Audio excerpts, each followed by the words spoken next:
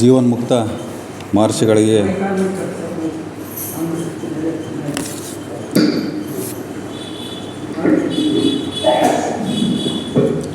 ಜೀವನ್ಮುಕ್ತ ಮಹರ್ಷಿಗಳಲ್ಲಿ ನಮಸ್ಕರಿಸುತ್ತಾ ಪ್ರಾತಸ್ಮರಣೀಯರಾಗಿರ್ತಕ್ಕಂಥ ಬಸವಾದಿ ಪ್ರಮಥರನ್ನು ಸ್ಮರಿಸಿಕೊಳ್ಳುತ್ತಾ ಕ್ಷೇತ್ರದ ಆರಾಧ್ಯ ದೈವ ಶ್ರೀ ಗುರು ಕೊಟ್ಟೂರೇಶ್ವರಲ್ಲಿ ನಮಸ್ಕರಿಸಿ ಈ ದಿನದ ಸತ್ಸಂಗದಲ್ಲಿ ಭಾಗವಹಿಸಿರತಕ್ಕಂಥ ಎಲ್ಲ ಜಿಜ್ಞಾಸುಗಳಲ್ಲಿ ತುಂಬ ಹೃದಯದ ಶರಣಾರ್ಥಿಗಳು.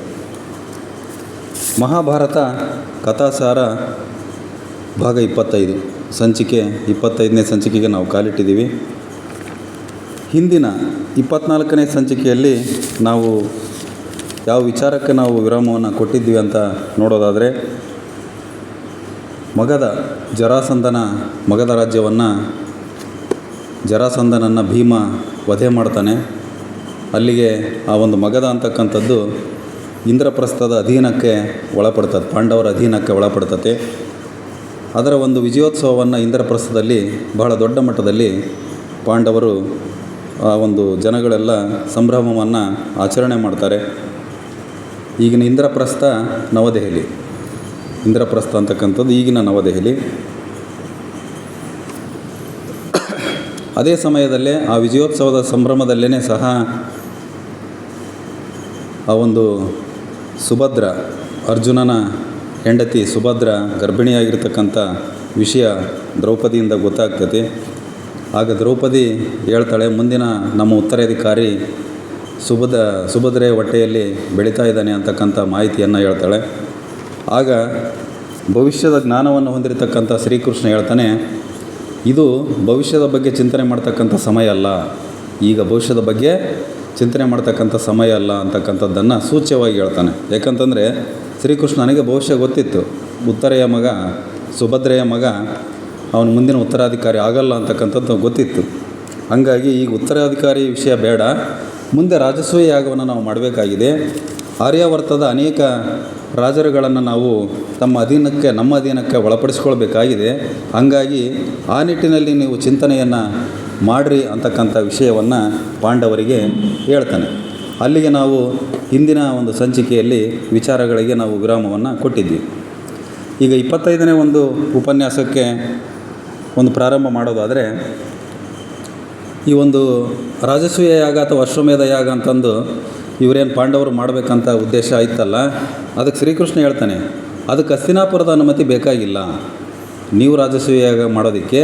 ಯಾಕಂದರೆ ಈಗ ನಾವು ಸ್ವತಂತ್ರ ರಾಜರು ಅಂತಂದು ಧೃತರಾಷ್ಟ್ರನೇ ಘೋಷಣೆ ಮಾಡಿದ್ದಾನೆ, ಪಾಂಡವರನ್ನು ನೀವು ಸ್ವತಂತ್ರ ರಾಜರು ಅಂತಂದು ಘೋಷಣೆ ಮಾಡಿರೋದ್ರಿಂದ, ಆಮೇಲೆ ಈಗ ಜೊತೆಗೆ ಮಗಧ ರಾಜ್ಯ ಸಹನೂ ಇವರ ಅಧೀನಕ್ಕೆ ಒಳಪಡೋದ್ರಿಂದ ಇವರ ಒಂದು ಶಕ್ತಿ ಸಾಮರ್ಥ್ಯ ಅಂತಕ್ಕಂಥದ್ದು ಪಾಂಡವರ ಶಕ್ತಿ ಸಾಮರ್ಥ್ಯ ಜಾಸ್ತಿ ಆಗಿದೆ. ಹಾಗಾಗಿ ನೀವು ಯಾರ ಅನುಮತಿಗಾಗಿಯೂ ಸಹ ಕಾಯೋದು ಬೇಡ, ನೀವು ಅಶ್ವಮೇಧ ಯಾಗವನ್ನು ಅಥವಾ ರಾಜಸೂಯ ಯಾಗವನ್ನು ಪ್ರಾರಂಭ ಮಾಡ್ಬೋದು ಅಂತಕ್ಕಂಥ ಮಾಹಿತಿಯನ್ನು ಆ ಒಂದು ಶ್ರೀಕೃಷ್ಣ ಪಾಂಡವರಿಗೆ ಸಲಹೆಯನ್ನು ಕೊಡ್ತಾನೆ. ಇಲ್ಲಿ ಮಗಧ ಅಂತಂದರೆ ಈಗಿನ ಬಿಹಾರ ಅಂತಕ್ಕಂಥದ್ದು ಮಾಹಿತಿ ಇದೆ.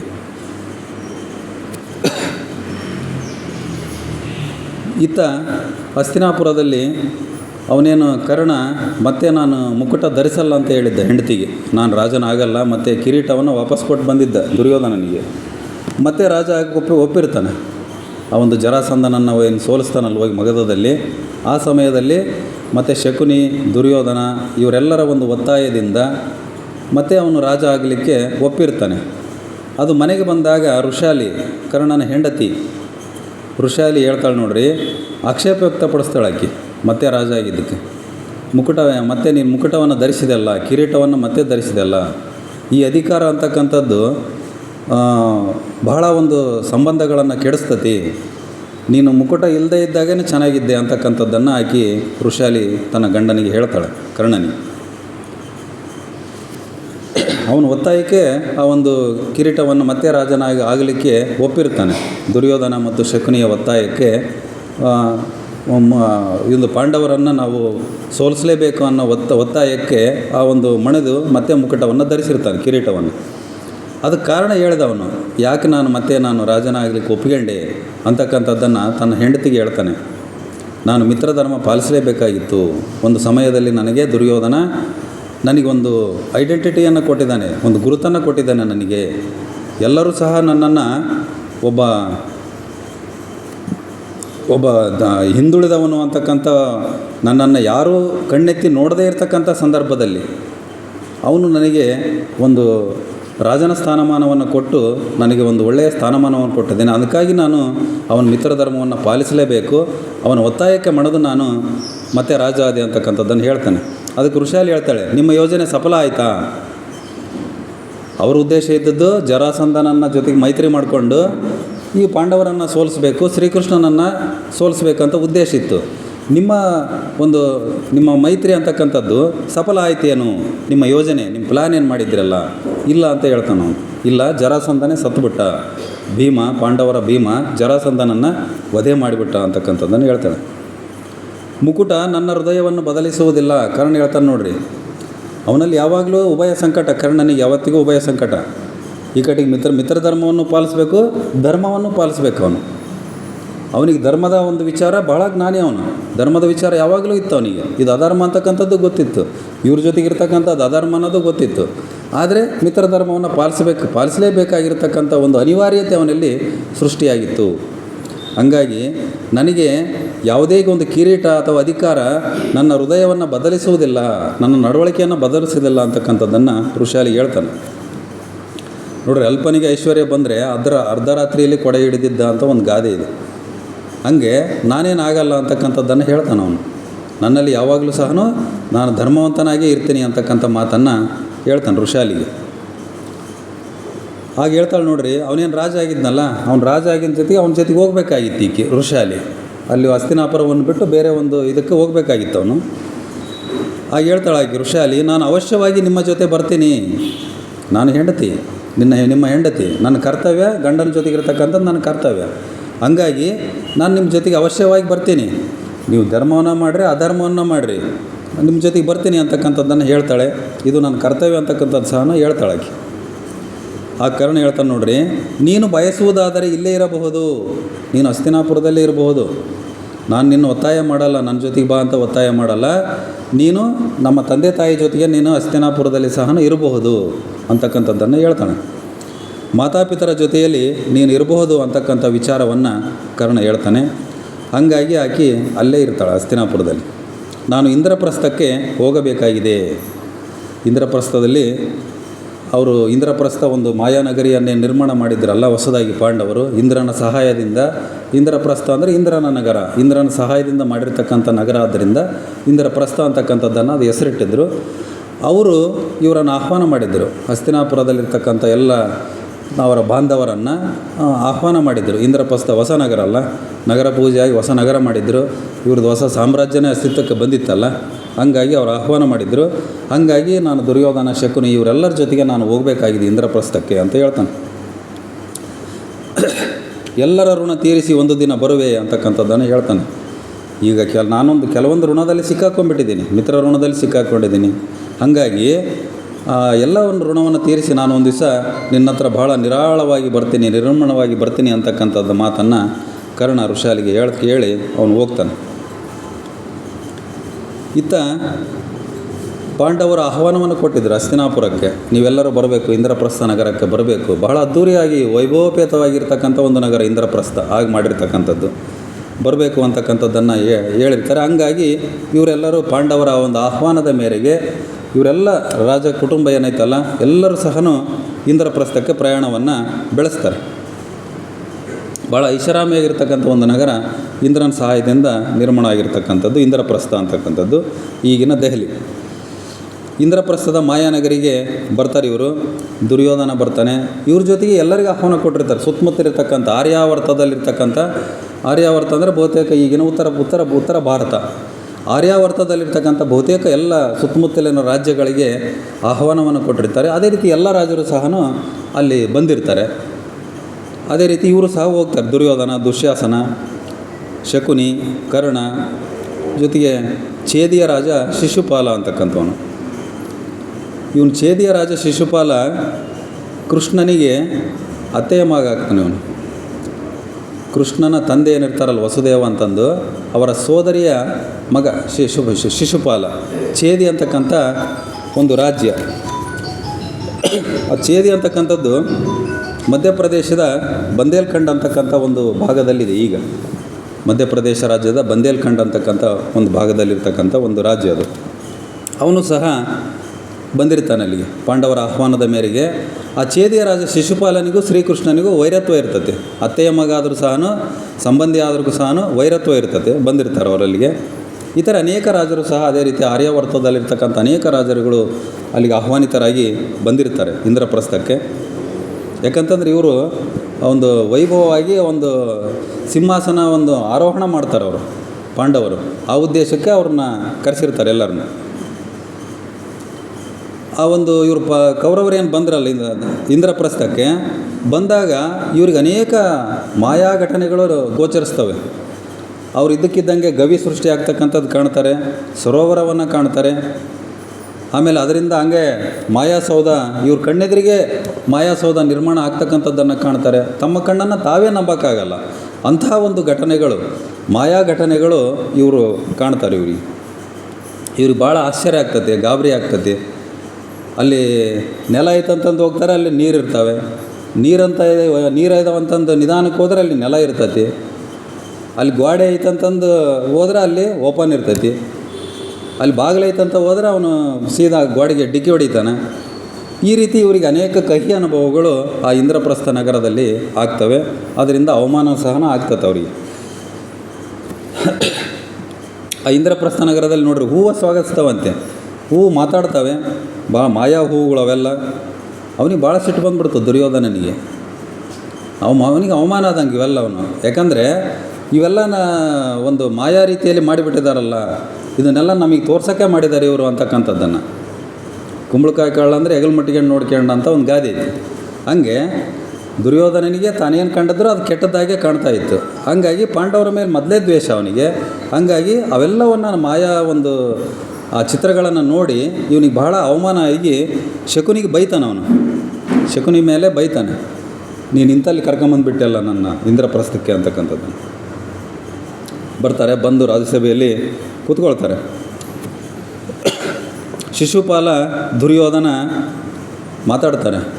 ಶಿಶುಪಾಲನಿಗೆ ಶ್ರೀಕೃಷ್ಣ ವೈರಿ, ದುರ್ಯೋಧನನಿಗೆ ಶ್ರೀಕೃಷ್ಣ ವೈರಿ. ವೈರಿಯ ವೈರಿ ಮಿತ್ರ, ಚಾಣಕ್ಯನ ತಂತ್ರದಲ್ಲಿ ಬರುತ್ತದೆ ವೈರಿಯ ವೈರಿ ಮಿತ್ರ ಅಂತಕ್ಕಂಥ. ಹಂಗಾಗಿ ಇವರಿಬ್ಬರು ಮಾತಾಡ್ತಾರೆ. ಪಾಂಡವರ ವಿರುದ್ಧ ಕೌರವರನ್ನು ಎತ್ತಿ ಕಟ್ಟಿದ ಶಿಶುಪಾಲ ಕೌರವರನ್ನು ಹಂಗಿಸ್ತಾನೆ ಅವನು. ಶಿಶುಪಾಲ ಯಾರನ್ನು ಬಿಡಲ್ಲ, ಅವನು ಭರ್ಜರಿ ಮಾತಾಡ್ತಿರ್ತಾನೆ. ನೀವೇನು ಕೌರವರು 101 ಜನ ಇದ್ದರೂ ವ್ಯರ್ಥ. ನೀವು ಪಾಂಡವರನ್ನು 5 ಜನ ಇದ್ದರೂ ನೀವು ಸೋಲ್ಸೋಕ್ಕಾಗಿಲ್ಲ, ನಿಮ್ಮ ಕೈಲಿ ಇವ್ರನ್ನೇನು ಮಾಡೋಕ್ಕಾಗಿಲ್ಲ. ಅಂದರೆ ಕೌರವರನ್ನು ಹೀಯಾಳಿಸಿ ಪಾಂಡವರನ್ನು ಎತ್ತಿ ಕಟ್ತಕ್ಕಂಥದ್ದು. ಅವನಿಗೆ ದುರ್ಯೋಧನನಿಗೆ ಸಿಟ್ಟು ಬರಬೇಕು. ಅವ್ನು ಸಿಟ್ಟು ಬಂದು ಏನಾದರೂ ಒಂದು ಮಾಡಬೇಕು. ಆ ರೀತಿ ಅವನು ಎತ್ತಿ ಕಟ್ಟಿ ಮಾತಾಡ್ತಾ ಇರ್ತಾನೆ ಅಲ್ಲಿ ಸಭೆಯಲ್ಲಿ ದುರ್ಯೋಧನನ ಸಂಗಡ.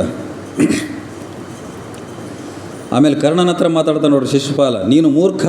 ಕರ್ಣನಿಗೆ ಹೇಳ್ತಾನೆ, ನೀನು ಸ್ವಯಂವರ ಅವತ್ತು ಯಾಕೆ ಬಿಟ್ಟೆ, ದ್ರೌಪದಿ ಸ್ವಯಂವರ. ಯಾಕಂತ ದ್ರೌಪದಿ ಸ್ವಯಂವರ ಸಮಯದಲ್ಲಿ ಕರ್ಣನಿಗೆ ಒಂದು ಶಕ್ತಿ ಸಾಮರ್ಥ್ಯ ಇತ್ತು, ಸ್ವಯಂವರ ಗೆಲ್ತಕ್ಕಂಥ ಸಾಮರ್ಥ್ಯ ಇತ್ತು. ಆದರೆ ಅಲ್ಲಿ ಕೆಲವೊಂದು ಕಂಡೀಷನ್ಸು ಅಡ್ಡ ಬಂದವು. ಹಂಗಾಗಿ ಅವನು ಶಿಶುಪಾಲ ಅವನ್ನ ವ್ಯಂಗ್ಯ ಮಾಡ್ತಾನೆ. ನೀನು ಶೌರ್ಯ ಇತ್ತು, ನೀನು ಯಾಕೆ ಬಿಟ್ಟೆ, ನೀನು ಬಿಡಬಾರ್ದಾಗಿತ್ತು. ದ್ರೌಪದಿಯನ್ನು ಮದುವೆ ಮಾಡ್ಕೋಬೇಕಾಗಿತ್ತು, ನೀನು ಸ್ವಯಂವರ ನೀನೇ ನೀನೇ ಗೆಲ್ಲಬೇಕಾಗಿತ್ತು. ಅರ್ಜುನನಿಗೆ ಯಾಕೆ ಬಿಟ್ಟರೆ ನೀವು ಅಂತಕ್ಕಂಥದ್ದನ್ನು ಕರ್ಣನಿಗೆ ಅವಹೇಳನ ಮಾಡ್ತಾನೆ, ಹೀಯಾಳಿಸ್ತಾನೆ. ಯಾರನ್ನು ಬಿಡಲ್ಲ, ಎಲ್ಲರನ್ನ ಅವನು ಮಾತಾಡ್ತಿರ್ತಾನೆ ಶಿಶುಪಾಲ ಅಂತಕ್ಕಂಥವನು. ಆ ಮಾಯಾಸೌಧ ನೋಡಿ ಗಾಬರಿ ಆಗಿಬಿಡ್ತಾರೆ ಇವರು. ಇದ್ದಕ್ಕಿದ್ದಂಗೆ ಅಲ್ಲಿ ಏನಿರಲ್ಲ, ಬಯಲಿರ್ತೈತೆ, ಒಂದು ಸೌಧನೇ ಎದ್ದು ಬಿಡ್ತೈತಿ. ಇಲ್ಲಿ ಸೌಧ ಐತಂತ ಹೋದರೆ ಅಲ್ಲಿ ಏನಿರಲ್ಲ, ಬರೀ ಬಯಲಿರ್ತೈತಿ. ಅದನ್ನೆಲ್ಲ ನೋಡಿ ಇವರಿಗೆ ಭಾಳ ಗಾಬರಿ ಆಗಿಬಿಡ್ತೈತಿ. ಆ ಜನಗಳು ಬರ್ತಕ್ಕಂಥ ಜನಗಳು ಹಂಗೆ ಮಾಯ ಆಗ್ತಾರೆ. ನಮ್ಮ ಕಡೆಗೆ ಬರ್ತಾ ಇದ್ದಾರೆ ಅಂತ ನೋಡ್ತಾ ಇರ್ತಾರೆ ಇವರು, ಹಂಗೆ ಮಾಯ ಆಗ್ತಿರ್ತಾರೆ ಜನಗಳು. ಈ ರೀತಿ ಅವರಿಗೆ ಅನುಭವಗಳು ಅಲ್ಲಿ ಆಗ್ತವೆ. ಅದನ್ನೆಲ್ಲ ನೋಡಿ ಅವನಿಗೆ ಸಿಟ್ಟು ಬಂದುಬಿಡ್ತೈತೆ, ಜೊತೆಗೆ ಹೊಟ್ಟೆ ಕಿಚ್ಚು ಸಹ ಬರ್ತೈತಿ ದುರ್ಯೋಧನನಿಗೆ. ಆನಂತರ ಶಿಶುಪಾಲ ಏನು ಮಾಡ್ತಾನೆ, ತನ್ನ ಆಜನ್ಮ ವೈರಿ ಕೃಷ್ಣನನ್ನು ಬಯಕ್ಕೆ ಪ್ರಾರಂಭ ಮಾಡ್ತಾನೆ.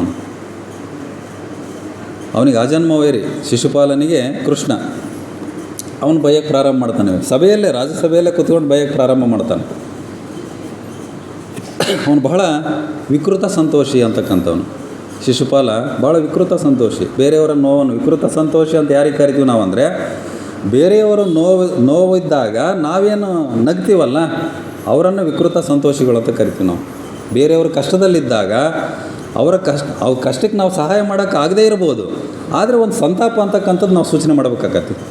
ಅನುಕಂಪ ಸಂತಾಪ ಅಂತಕ್ಕಂಥದ್ದು ನಾವು ಅವ್ರಿಗೆ ಮಾಡಬೇಕಾಗುತ್ತೆ. ಆದರೆ ಅವ್ರ ಕಷ್ಟದಲ್ಲಿದ್ದಾಗ ಸಹ ನಾವು ಗಾಗೈಸಿ ನಗ್ತೀವಿ, ಖುಷಿ ಪಡ್ತೀವಿ ಅಂತಂದರೆ ಅವ್ರನ್ನ ವಿಕೃತ ಸಂತೋಷ ಅಂತ ಕರಿತೀವಿ. ಅಂಥ ಒಂದು ವಿಕೃತ ಸಂತೋಷಿ ಇವನು ಶಿಶುಪಾಲ ಅಂತಕ್ಕಂಥವನು. ಅವನು ಶ್ರೀಕೃಷ್ಣ ತನ್ನ ಅತ್ತೆಗೆ ಮಾತು ಕೊಟ್ಟಿರ್ತಾನಂತೆ, ನಿನ್ನ ಮಗನನ್ನು ಎಲ್ಲಿವರೆಗೂ ಕ್ಷಮಿಸ್ತಾನಂದರೆ ಅವನ 100 ತಪ್ಪುಗಳನ್ನು ನಾನು ಕ್ಷಮಿಸ್ತೀನಿ, 101ನೇ ತಪ್ಪನ್ನು ನಾನು ಕ್ಷಮಿಸಲ್ಲ ಅಂತ ಹೇಳಿರ್ತಾನೆ. ಶಿಶುಪಾಲನನ್ನು ಶ್ರೀಕೃಷ್ಣ ಯಾವಾಗಲೂ ಸಾಯಿಸ್ಬೋದು, ಆ ಶಕ್ತಿ ಶ್ರೀಕೃಷ್ಣನಿಗಿರ್ತೈತಿ. ಆದರೆ ಸಂಬಂಧಿ ಆಗಿರೋದ್ರಿಂದ, ಅತ್ತೆಯ ಮಗ ಆಗಿರೋದ್ರಿಂದ ಅವನ 100 ತಪ್ಪುಗಳನ್ನು ನಾನು ಮನ್ನಿಸ್ತೀನಿ, 100 ತಪ್ಪಿನ ಮೇಲೆ ಆದರೆ ನಾನು ಅವನ್ನ ಸಹಿಸ್ಕೊಳ್ಳಲ್ಲ ಅಂತಕ್ಕಂಥ ಮಾತು ಕೊಟ್ಟಿರ್ತಾನಂತೆ. ಹಾಗಾಗಿ ಅವನ್ನೆಲ್ಲ ಲೆಕ್ಕ ಹಾಕ್ತಿರ್ತಾನೆ ನಮ್ಮ ಶ್ರೀಕೃಷ್ಣನ ವಿರುದ್ಧ ಬಹಳ ಕ್ರೋಧ ಅವನಿಗೆ, ಶಿಶುಪಾಲನಿಗೆ. ಈ ಯಜ್ಞವನ್ನು ಪೂರ್ಣ ಆಗಲು ಬಿಡಲ್ಲ ಅಂತಕ್ಕಂಥದ್ದನ್ನು ಹೇಳ್ತಾನೆ.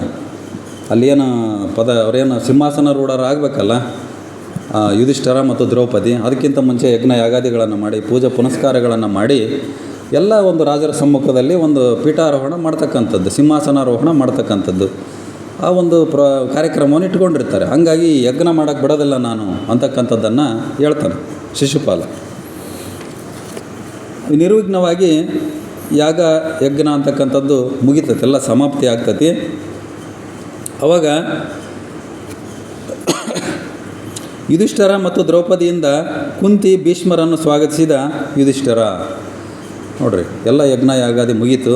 ಅವಾಗ ಏನು ಮಾಡ್ತಾರೆ, ಯುಧಿಷ್ಠಿರ ಕುಂತಿ ಮತ್ತು ಭೀಷ್ಮರನ್ನು, ಯಾಕಂದರೆ ಆ ಕುಟುಂಬಕ್ಕೆ ಹಿರಿಯರು ಅವರೇ, ಇವರಿಗೆ ತಾಯಿ ಕುಂತಿ, ಆಮೇಲೆ ಇಡೀ ಒಂದು ಕುರುವಂಶಕ್ಕೆ ಹಿರಿಯರಾಗಿರ್ತಕ್ಕಂಥವ್ರು ಭೀಷ್ಮಾಚಾರ್ಯರು. ಅವರನ್ನು ಕರೀತಾರೆ, ಅವರಿಬ್ಬರನ್ನ ಕರೀತಾರೆ.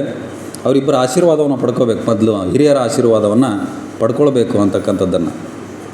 ಆಶೀರ್ವಾದದ ನಂತರ ಸಿಂಹಾಸನಾರೋಹಣ ಮಾಡಬೇಕು ಅಂತಕ್ಕಂಥ ಉದ್ದೇಶ ಅವರಲ್ಲಿದೆ.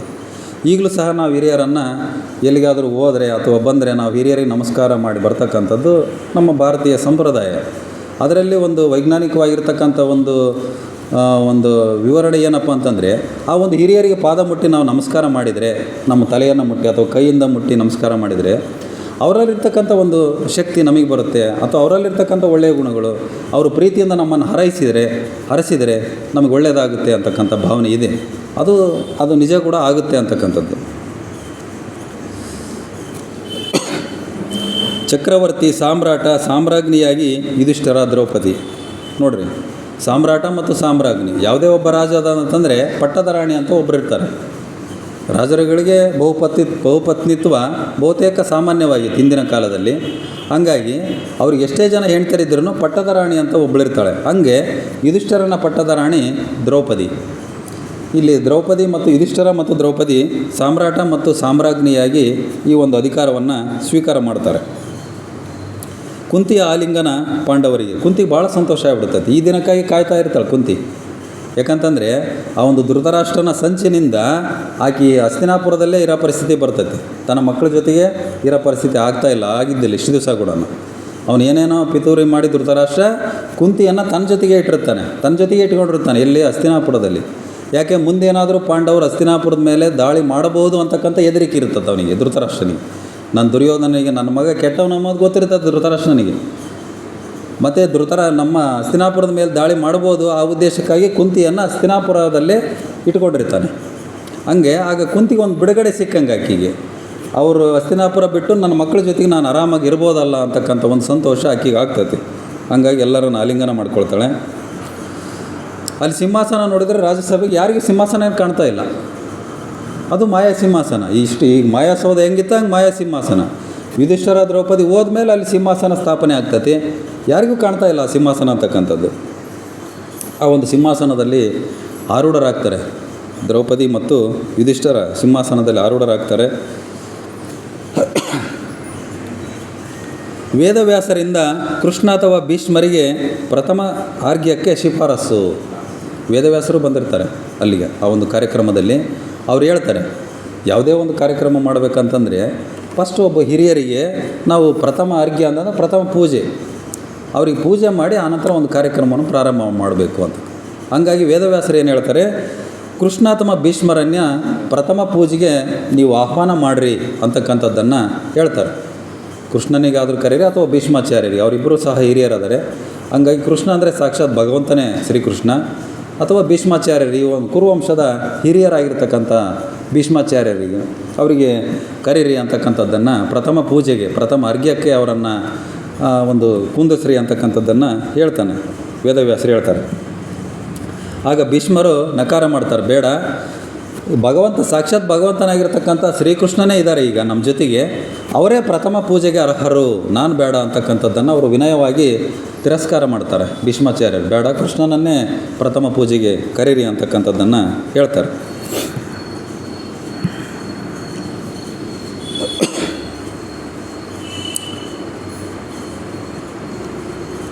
ಆಗ ಯುಧಿಷ್ಠರ ಹೇಳ್ತಾನೆ ನೋಡ್ರಿ, ಈ ಒಂದು ನಮ್ಮ ಆಹ್ವಾನವನ್ನು ಸ್ವೀಕರಿಸಿ ವಾಸುದೇವ ಅಂತಕ್ಕಂಥದ್ದನ್ನು ಭಾಳ ಭಕ್ತಿಯಿಂದ ಯುಧಿಷ್ಠರ ಕೇಳ್ಕೊಳ್ತಾನೆ. ಇಲ್ಲ, ಎಲ್ಲರ ಒಂದು ಆಸೆಯು ಸಹ ನಿಮ್ಮ ಮೇಲೆ ಇದೆ, ಹಂಗಾಗಿ ನೀವು ಈ ಒಂದು ಪ್ರಥಮ ಪೂಜೆಗೆ ನೀವೇ ಅರ್ಹರು, ಪ್ರಥಮವಾಗಿರ್ತಕ್ಕಂಥ ಅರ್ಘ್ಯಕ್ಕೆ ನೀವೇ ಅರ್ಹರು, ಹಂಗಾಗಿ ನೀವೇ ಈ ಒಂದು ಸೇವೆಯನ್ನು ಪಡ್ಕೊಳ್ಬೇಕು ಅಂತಕ್ಕಂಥದ್ದನ್ನು ಯುಧಿಷ್ಠಿರ ಹೇಳ್ತಾನೆ. ಆಗ ಎಲ್ಲ ರಾಜ್ಯಸಭೆಯಲ್ಲಿ ಎಲ್ಲರೂ ಸುಮ್ಮನಿರ್ತಾರೆ. ಯಾಕಂತಂದರೆ ಕೃಷ್ಣ ಅಂತಂದರೆ ಬಹಳ ಗೌರವಾನ್ವಿತ ವ್ಯಕ್ತಿ, ಸಾಕ್ಷಾತ್ ಭಗವಂತನ ಸ್ವರೂಪ ಅಂತಕ್ಕಂಥದ್ದು ಎಲ್ಲರಿಗೂ ಗೊತ್ತಿರ್ತೈತಿ. ಆದರೆ ಒಬ್ಬ ಮಾತ್ರ ಆಕ್ಷೇಪ ವ್ಯಕ್ತಪಡಿಸ್ತಾನೆ, ಅಬ್ಜೆಕ್ಷನ್ ಮಾಡ್ತಾನೆ. ಯಾರು ಅವನಂದ್ರೆ ಶಿಶುಪಾಲ, ಅವನ ಸಂಬಂಧಿ ಶಿಶುಪಾಲ ಆಕ್ಷೇಪ ವ್ಯಕ್ತಪಡಿಸ್ತಾರೆ. ಏನಂದರೆ ಅವನು ಒಬ್ಬ ಗೊಲ್ಲ, ಕೃಷ್ಣನ ಯಾಕೆ ಕರಿತೀರಿ ನೀವು, ಅವನು ಕಪಟಿ, ಅವನು ಮೋಸಗಾರ, ಎಲ್ಲ ಮೋಸ ಮಾಡಿ ನಮ್ಮನ್ನೆಲ್ಲ ಹಿಂಗೆ ಮಾಡಿದ್ದಾನೆ, ಭರ್ಜರಿ ಬೈತಾ ಇರ್ತಾನೆ ಇವನು. ಪ್ರತಿಯೊಂದಕ್ಕೂ ಲೆಕ್ಕ ಇರ್ತತೆ, ಬೈಯೋದಕ್ಕೆಲ್ಲ ಲೆಕ್ಕ ಇರ್ತತೆ, ಅವನೇನು ಬೈದರೂ ಲೆಕ್ಕ ಇರ್ತದೆ, ಅದಕ್ಕೆ 100 ಆಗತ್ತಕನ. ಹಂಗಾಗಿ ಅವನು ಭಾಳ ಆಕ್ಷೇಪ ವ್ಯಕ್ತಪಡಿಸ್ತಾನೆ ಶಿಶುಪಾಲ. ಯಾವುದೇ ರೀತಿಯಿಂದ ನೀವು ಕೃಷ್ಣನನ್ನು ಈ ಒಂದು ಪ್ರಥಮ ಅರ್ಘ್ಯಕ್ಕೆ ನೀವು ಕರಿಬಾರ್ದು ಅಂತಕ್ಕಂಥದ್ದು ಅವನ ಒಂದು ಆಕ್ಷೇಪ. ಆದರೆ ಅವನ ಮಾತನ್ನು ಯಾರೂ ಕೇಳಲ್ಲ, ಯಾಕಂದರೆ ಎಲ್ಲರೂ ಸಹ ಆ ಒಂದು ಕೃಷ್ಣನ ಬಗ್ಗೆ ಗೌರವ ಇತ್ತು. ಅವನೊಬ್ಬನ ಆ ರೀತಿ ಮಾತಾಡ್ತಿದ್ನಲ್ಲ, ಅವನನ್ನು ನೆಗ್ಲೆಕ್ಟ್ ಮಾಡ್ತಾರೆ. ಅವನು ಪಾದ ತೊಳೆದು ಪೂಜೆ ಮಾಡಿದ ಪಾಂಡವರು ಶ್ರೀಕೃಷ್ಣನ ಪಾದವನ್ನು ತೊಳೆದು, ನಾವು ಯಾವುದಾದ್ರೂ ಸ್ವಾಮೀಜಿಗಳು ಬಂದಾಗ ಪಾದ ಪೂಜೆಯನ್ನು ಮಾಡ್ತೀವಲ್ಲ, ಆ ಒಂದು ಅದೇ ರೀತಿ ಅವರು ಶ್ರೀಕೃಷ್ಣನ ಪಾದ ಪೂಜೆಯನ್ನು ಮಾಡಿ ಆ ಒಂದು ಕಾರ್ಯಕ್ರಮವನ್ನು ಮಾಡಿದರು. ಆಗ ಯುಧಿಷ್ಠರ ಶಿಶುಪಾಲನಿಗೆ ತಿಳಿ ಹೇಳ್ತಾನೆ, ಹಿಂಗೆ ಮಾತಾಡಬಾರ್ದಪ್ಪ ನೀನು ಅಂತ. ಆದರೆ ಅವನಿಗೆ ತಿಳಿ ಹೇಳಿದಿರ್ತ ಅದನ್ನು ಸ್ವೀಕರಿಸ್ತಕ್ಕಂಥ ಮನಸ್ಸಿಲ್ಲ ಶಿಶುಪಾಲನಿಗೆ. ಅವನೇನು ಹೇಳ್ತಾನೆ ಅದೇ ಅವನಿಗೆ ಯಾರು ಹೇಳಿದ್ದು ಸಹ ಅವನಿಗೆ ತಲೆಗೆ ನಾಟಲ್ಲ. ಅವನೇನು ಯಾರನ್ನ ಬೈಬೇಕಂದ್ರೆ ಹಂಗೆ ಬೈತಾನೆ ಇರ್ತಾನೆ ಶಿಶುಪಾಲ, ಅಂತ ಒಂದು ಮನೋಭಾವ ವ್ಯಕ್ತಿ ಅವನು. ಆದರೂ ಇವನು ಹೇಳ್ತಾನೆ ಶಿಶುಪಾಲ, ಇಲ್ಲ, ಇವನು ಕಪಟಿ ಅದಾನೆ, ಮೋಸಗಾರ ಅದಾನೆ, ಅವನ್ಯಾಕೆ ನೀವು ಪ್ರಥಮ ಪೂಜೆಗೆ ಮಾಡಿದಿರಿ, ಅವನ ಪಾದ ಪೂಜೆ ಯಾಕೆ ಮಾಡಿದಿರಿ ಅಂತಕ್ಕಂಥದ್ದನ್ನು ಕೇಳ್ತಾನೆ. ಅದಕ್ಕೆ ಭೀಷ್ಮರು ಸಹ ಆಕ್ಷೇಪಿಸ್ತಾರೆ. ಭೀಷ್ಮರು ಸಹ ಅವನನ್ನು ನೀನು ಆ ರೀತಿ ಮಾತಾಡಬಾರ್ದು ಅಂತಕ್ಕಂಥದ್ದನ್ನು ಶಿಶುಪಾಲನಿಗೆ ಹೇಳ್ತಾರೆ. ಪಾಂಡವರನ್ನು ಭೀಷ್ಮರನ್ನು ಕೆಣಕಿದ. ನೋಡ್ರಿ, ಅವ್ನು ಶಿಶುಪಾಲ ಯಾರನ್ನು ಬಿಡಲ್ಲ, ಪಾಂಡವರನ್ನು ವ್ಯಂಗ್ಯ ಮಾಡ್ತಾನೆ, ಅವರನ್ನು ಕೆಣಕ್ತಾನೆ, ಅವರನ್ನು ತೇಜೋವಧೆ ಮಾಡ್ತಾನೆ. ಈಗ ಭೀಷ್ಮಾಚಾರ್ಯರನ್ನು ತೇಜೋವಧೆ ಮಾಡ್ತಾನೆ, ಭೀಷ್ಮಾಚಾರ್ಯನ ಸಹ ತೇಜೋವಧೆ ಮಾಡ್ತಾನೆ. ಕೃಷ್ಣನನ್ನು ನಿಂದಿಸ್ತಾನೆ ಶಿಶುಪಾಲ, ಅವನು ಕೃಷ್ಣನನ್ನು ಸಹ ನಿಂದಿಸಿದ. ಆಗ ಭೀಮನಿಗೆ ಭಾಳ ಸಿಟ್ಟು ಬಂದುಬಿಡ್ತು. ಅವ್ರು ಎಲ್ಲವರಿಗೆ ತಡ್ಕೊತಾರೆ, ಅಲ್ಲೇನು ರಾಜ್ಯಸಭೆ, ಅಲ್ಲಿ ಶಸ್ತ್ರ ಎತ್ತಂಗಿಲ್ಲ ರಾಜ್ಯಸಭೆಯಲ್ಲಿ. ಹಂಗಾಗಿ ಸುಮ್ಮನೆ ದೃಷ್ಟತ್ತು ಅವ್ರು ಪಾಂಡವರೆಲ್ಲರೂ. ಆದರೆ ಇವನು ಭೀಮನಿಗೆ ಸಿಟ್ಟು ಬಂದು ಏರಿ ಹೋಗಿಬಿಟ್ಟ ಅವನ ಮೇಲೆ, ಶಿಶುಪಾಲನ ವಿರುದ್ಧ ಏರಿ ಹೋಗಿಬಿಟ್ಟ. ಆದರೆ ಅದನ್ನು ತಡೀತಾರೆ ಭೀಷ್ಮಾಚಾರ್ಯರು, ಬೇಡ, ಇದು ಒಂದು ಒಳ್ಳೆಯ ಸಂದರ್ಭ, ಇಲ್ಲಿ ಒಂದು ಸಿಂಹಾಸನಾರೋಹಣ ಮಾಡ್ತಕ್ಕಂಥ ಒಂದು ಒಳ್ಳೆಯ ಸಂದರ್ಭ. ಅದು ಒಳ್ಳೆಯ ಸಂದರ್ಭದಲ್ಲಿ ಇಂಥ ಒಂದು ಶಸ್ತ್ರ ತೆಗೆದುಕೊಂಡು ಹೋಗ್ತಕ್ಕಂಥದ್ದು, ಈ ವಾದ ವಿವಾದ ಮಾಡ್ತಕ್ಕಂಥದ್ದು, ವಾಗ್ವಾದ ಮಾಡ್ತಕ್ಕಂಥದ್ದು, ಒಂದು ಕಹಿ ಪ್ರಸಂಗಗಳು ಬೇಡ ಅಂತಕ್ಕಂಥ ಉದ್ದೇಶದಿಂದ ಭೀಷ್ಮಾಚಾರ್ಯರು ಏನು ಮಾಡ್ತಾರೆ, ತಡೀತಾರೆ ಅವನು, ಬೇಡ, ಹೋಗಬೇಡ, ತಡಿ ಅಂತಕ್ಕಂಥದ್ದನ್ನು.